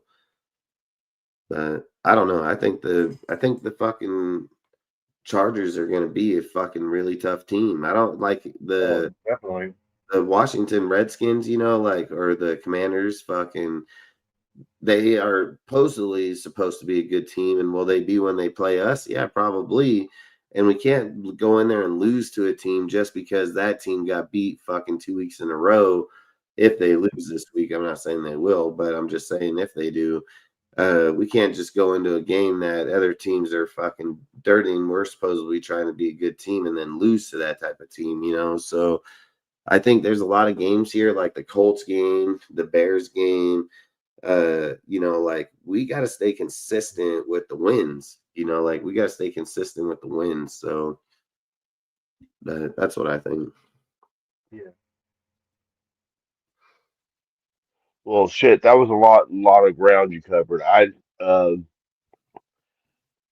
as far as the San Diego game, I, San Diego's obviously tougher than the Patriots, but I still say the Raiders are going to win.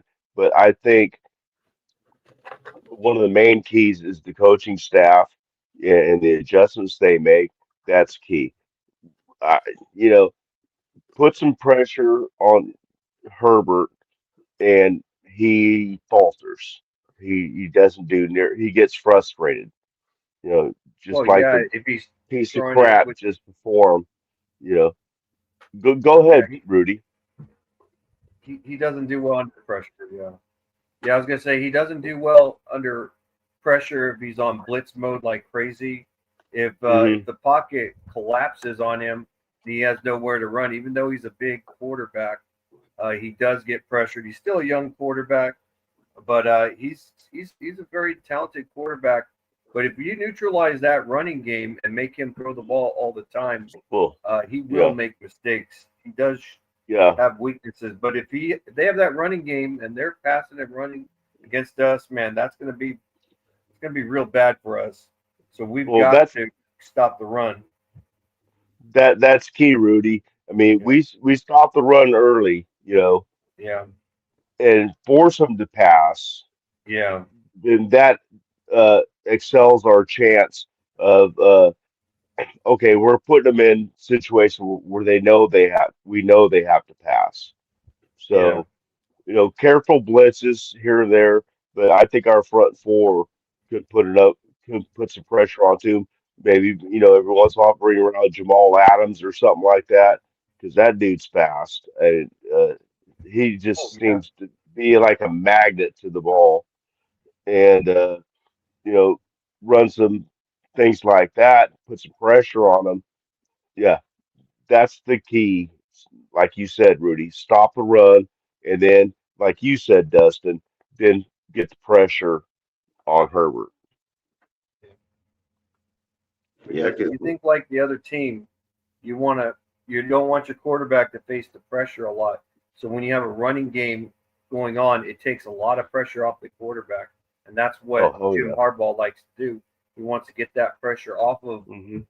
Justin Herbert, so he doesn't make those costly mistakes. And that's the same thing with even Josh Allen. Remember, Josh Allen was throwing more interceptions, but then they started Oh, yeah. dropping because they got a better running game. The running game always does that. The one thing we've got to do, stop the run. That's been our biggest problem for a long time. yeah. Plus, they picked up Stefan Diggs, dude, and fucking so on. Like they did what they had to do to get there. I mean, like I've said, I mean, if we're gauging our team, we'll know, is Pete going to be good in year 1, 2, or 3? We only get a short amount of time with them, Yeah. so it's going to be Yeah. 1, 2, or 3 for us. So Mm, did they give him a fourth year option yeah, too? yeah. Yeah. And that's like I said, and that's going to depend on if he's How he still. does, yeah. Yeah, exactly. I mean, I know a lot of guys, dude, that work for us that are 75, 80, 85, dude, fucking look like they're fucking 65 doing it, Mhm. like I have a driver that's fucking 90 years old, and you would swear he's 60 fucking 5 years old. Like Yeah. he's really Yeah. good, he's smart, fucking. Some, So yeah. I would say Pete, um, Yeah, I yeah, don't think he's go. declining in mental capacities at all. Yeah, exactly. I mean, I think it'll just be over the time of what, like, how is he staying mentally stable? Is it exhausting him? And Pete's a very healthy guy, man. I mean, there's nothing Hmm. that Yeah. Pete can be an effective coach till he's 80 years old. I mean, fucking, Yeah. there's guys out there that are 80 on offense and defensive coordinator, quarterback coaches. Fucking, there's a lot of good people out there. So Yeah. I don't know. Well, the thing is too. I mean, a lot of the decline in that kind of mental stuff is stress. You know, Pete don't seem to stress. I mean, he don't ever look stressed. I mean, No, he'll get pissed off every once in a while, but he does it in a very calm way. And he has his way, very calmly to let his players know that you know that did not look good. You need to do this, But he's not like, John Madden running down the sidelines, flopping his hair around, freaking out. He's not Yeah. stressed out. And Yeah. I think that extends his years too. And his physical stuff, we don't have to worry about physicality. I mean, that dude can run miles around me. Well, that ain't saying much. But run miles around a lot of people that are in their 50s, maybe even 40s. He could run miles around them. So I'm not worried about his health, mentally or physically. that's facts. Yeah. Yeah, I think he will be fine for a while.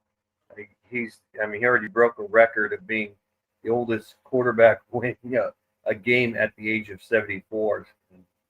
That's what, that's kind of, I know it might sound funny, but it was Oh yeah, it something. was like actually 73 and 357 days or something some weird number like that. But yeah, Yeah, oldest but he oldest broke a record. NFL coach to win a game. Yeah. Now, Yeah. well, and he's going to set that record again on Monday night. You know, now the mark's going to be 74 years old. Yeah. Yeah, and Like I then the said, real question comes down to is, do you want Pete to go the longevity, or are you gonna try to hand it off to Chip Kelly if he's doing good? You know, like how Well, long are you really trying to push out that deal if Chip Kelly is able to take over the team, draft his quarterback, have Geno out for the rest of his deal, Pete becomes the senior advisor, so he can stay still in operations in the organization. I mean, like you want Pete to have the best success he can right now, but you got to also like you got to look at Pete as like a structural bridge. Like we know Pete's not being here a long time, you know. So Mhm. you're either doing this one of two ways. You're either saying fuck the growth in the future. You just want Pete to win right now, and it doesn't matter who takes over or not. Or you allow Pete to be able to come in here, change the fucking culture of the team, change the culture of the way people look at playing for the Raiders, come here and work hard, don't fucking just come slouch, and pass it to a dude like Chip Kelly that he's going to be able to run the offense. He's going to be tough to beat, dude. The difference is like, is Chip ready? Is Chip ready this time versus last time? Because if you make the transition with Chip in the next 3 years, as much as you would like I would extend Pete if he was winning Super Bowl in year 3.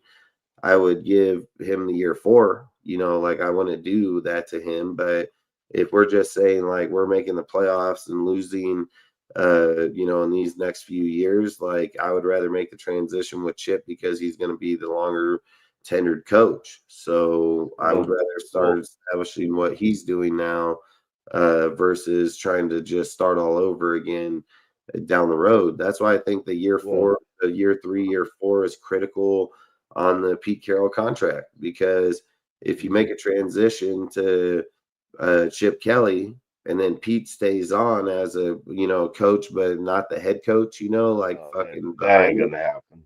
Yeah, that's my thing. They're gonna give it to somebody at some point, so it's Well, gonna happen sooner or the later. head coach once he gets relieved usually doesn't stand. But Chip Kelly has said several times that he has no aspirations, whether it's true or not, or whether things will change or not, we don't know. But he's actually said several times that he does not want to be a head coach right now.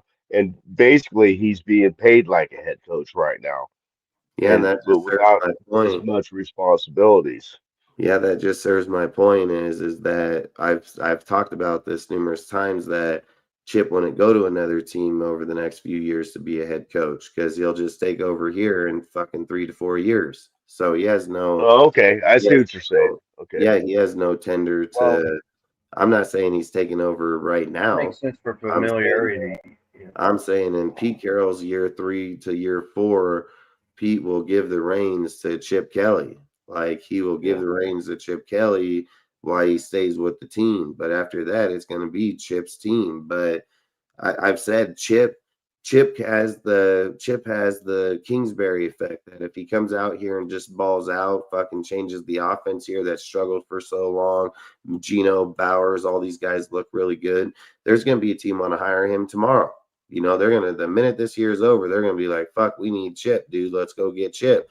And if Chip's dedicated to us because of the factor, just like you said, he's not going to look to go get the head coaching job now because he'll say 3-4 years down the road here, I'm going to have it anyway. So I don't need to go somewhere and try to create something new. I'm creating it already here right now, like, and then that's like, it's like I've said, like I have always felt like the Raiders have their best success with an offensive fucking coach, dude. Like our defensive coaches have Yeah. never done shit for us, if I'm just being honest. Like if Yeah. you have an offensive minded Yeah. coach, that's where we stride our best, in my personal Yeah. opinion. I definitely see Chip being a better option for a replacement coach than Patrick Graham. Oh I mean, fuck Oh, yeah. Patrick Graham won't be a head coach. He does not. yeah, not Fuck not in you. the Raiders. I mean, there I might don't be think he some wants to depth. be a head coach at all. He's just You not don't think so? No, I don't think so because look at Vic Fangio. He was a much greater defensive mind, and he Hmm. became a head coach. And look at him. He was a terrible Yeah. head coach. Well, it Great happens to a lot of coordinators. Yeah. And Patrick Graham, he concentrates mostly on defense. It would just he's not going to be able to handle that much pressure. He'd rather just be the defensive coordinator than Mhm. than do all that. He's more of a follower than a leader, I except hope for so. leader in defense. I hope Yeah, so. Because I definitely want to keep him yeah, as our coordinator, defensive coordinator. I have no, just fucking shore yeah. up I the don't middle think. a little bit, man. That's all just shore up the middle, you know. Yeah, And and like I said, you can't believe everything you hear from these people. Said, "Oh yeah, Patrick Graham, he looks like he's going to be a future head coach." No, he's not. They people overthink things too much. He's been in yeah, plenty of meetings and deals and he's never won the job. I mean, let's no. just be real. He couldn't even get the Well, he didn't even I get the hate to, defensive I hate to coordinator say, job. but I hate to say, but you got to figure in the Rooney rule. I mean, I don't want to bring Yeah, that, but that's true. that's it's real, you know.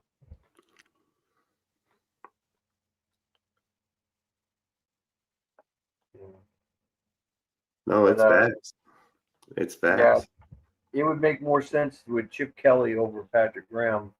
Oh hell yeah, yeah, Even though Pete Carroll is a defensive mind guy, but he knows how to work on both spectrums, defense and offense. He knows how to get the right guys. That's what a good head coach does. And usually, most people say offensive type coaches make the best head coaches, which is somewhat true, but there are some yeah, exceptions. And yeah. Pete Pete Carroll Carroll's is one. that exception.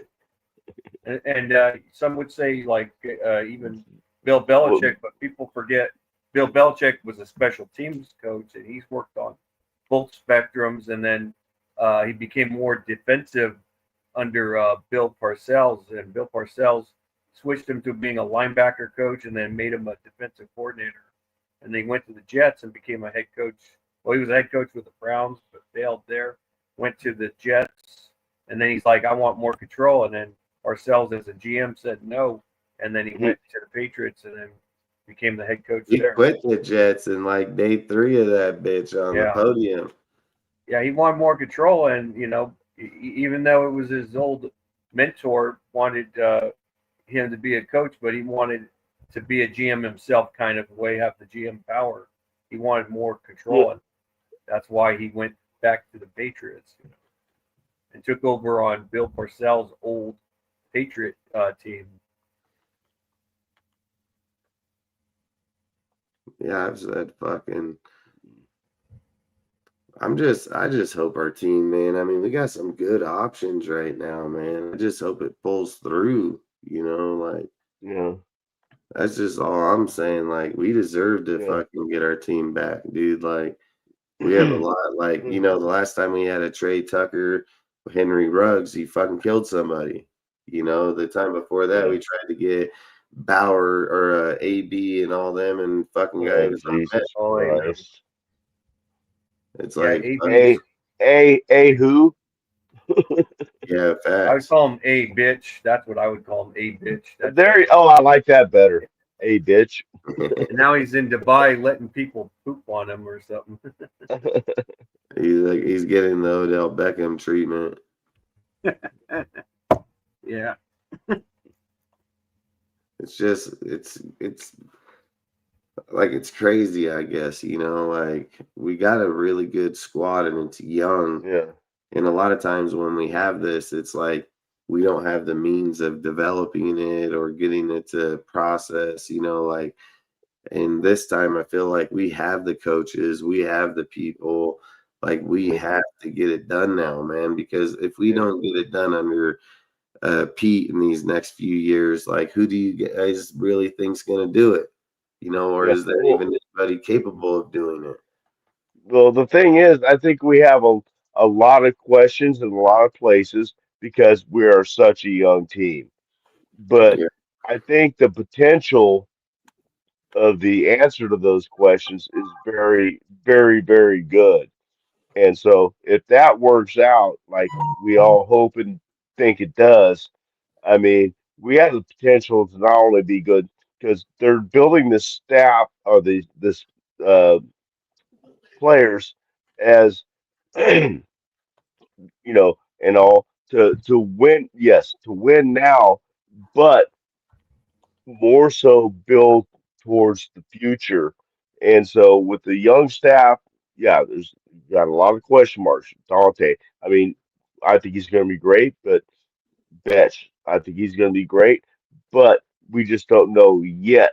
Jamal Adams, we I mean, I know he's not so young, but you know, there's so many questions, but most of those questionable the players that are throwing the questions on have very high potential of just ringing it through with some time together and shit. And you know, we got plenty of time. And if we start off 2-0, which I think we will, it's going to be sweet. And Washington got hurt today too, man, 'cause they lost their fucking one of their big running backs today, and Yeah. with an Achilles injury. I mean, I don't mean to wish harm on anybody, but that he ain't gonna be playing. You know, Eckler, yeah, that's who it was. Eckler. Yeah, they lost a Eckler's couple the people. scat back of Washington. Yeah, and He's not a 1,000 yard running back, but he is dangerous though. he is very dangerous, and he was very dangerous in Shooting that game. game today until he got hurt. Yeah. And so, I mean, I think I I don't. Fuck it. I'm gonna say it. I think we can go 3-0 to start off, and I really think the Bears are gonna be. That's the one I'm really wondering about. The Bears, and just because they're a lot unknown like we are, and but I know they lost their first game, but their potential looks very well. They have good quarterback, decent quarterback, and they have a pretty good team. They're young too, so it's left to be proven. But Yeah. they're, I think, uh, yeah. I think the Bears are a much beatable team than the other teams like than Washington. But like I said, we could beat the more beatable teams and lose to the less beatable teams. And we've done that in the past when we lost to teams we should have never lost to. We beat the Steelers, but then we lose to the Jets. I mean, that could happen with us. we It's beat like, the Ravens, we lose to the Panthers. You know, yeah. Well, yeah, that one was more. Yeah, we should have really lost to the Ravens and should have beat the Panthers. It was kind of hmm vice versa over there. Yeah. yeah. Well, I think with our staff and all, I don't think we're going to see that drop off in the games where Yeah. as being Raider fans for a long time, all of us, everybody in the chat as well, I'm sure know that, oh fuck, I lost my train of thought. I swore I wasn't going to do this tonight.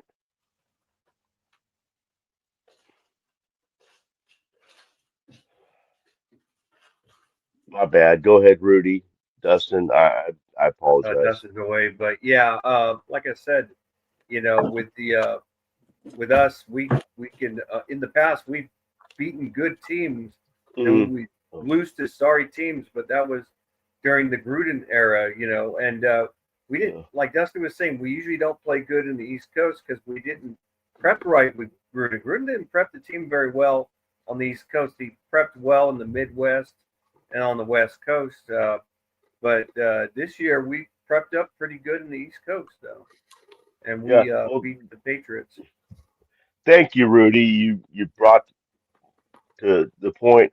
Yeah, the I don't see the drop offs in the teams because of the coaching staff, and not only that, well, what the coaching staff instilled was that that compete attitude and everything. We don't take no days off attitude. No team is lesser than us. Every game's a good get, uh, uh, a good team, and treat every game as a championship game. So I don't see the drop off. Going against these teams we should beat. I think we're going to beat the teams we should beat. And whereas before it was all like, oh God, Panthers. For example, last year Panthers. Oh yeah, we should beat them. But we've seen it so much in the past. It's hard to recover from that and say you have confidence, but I have more confidence yet to be proven. But as of now, I have confidence that there's not going to be those let down against the lesser teams, lesser best of the best players in the in the world.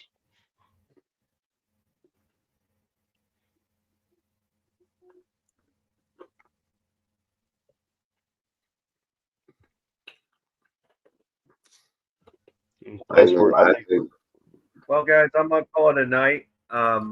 It's almost it's 12:24. well, I probably should We be had a out. I great better discussion, get and up at 4. we ought to do this again. Oh yeah. Well, just want to say good night to everybody, and we got to do this again. Good night, Rudy. All We right. Good will. night. Yep. Bax, I'm probably gonna hop off too. If do you have anything else you want to talk about? We have anything else we want to bring up? Is there anybody in the chat still, or I can't see the chats? Yeah, there's people in the chat, but I'm not worried about them. I gotta get up at 4 in the morning. Well, I just want to salute to the chat for hanging with us for so long, and yeah, I'm ready to call it a night. It's getting late. All right, hell yeah. I was We going to might go kick live back for a Saturday, while, so listen to we'll be able some. to talk about, we'll go I'm live gonna, Saturday, talk about the score, what we think is going to happen against the Chargers on Monday night.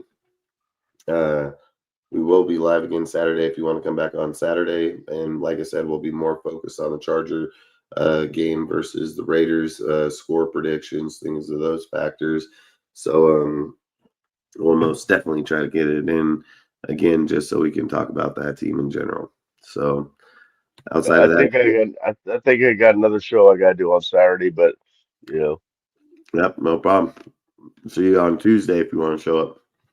I'll be here on. I can definitely show up on Tuesday. We can talk about the San Diego win. Yep, facts.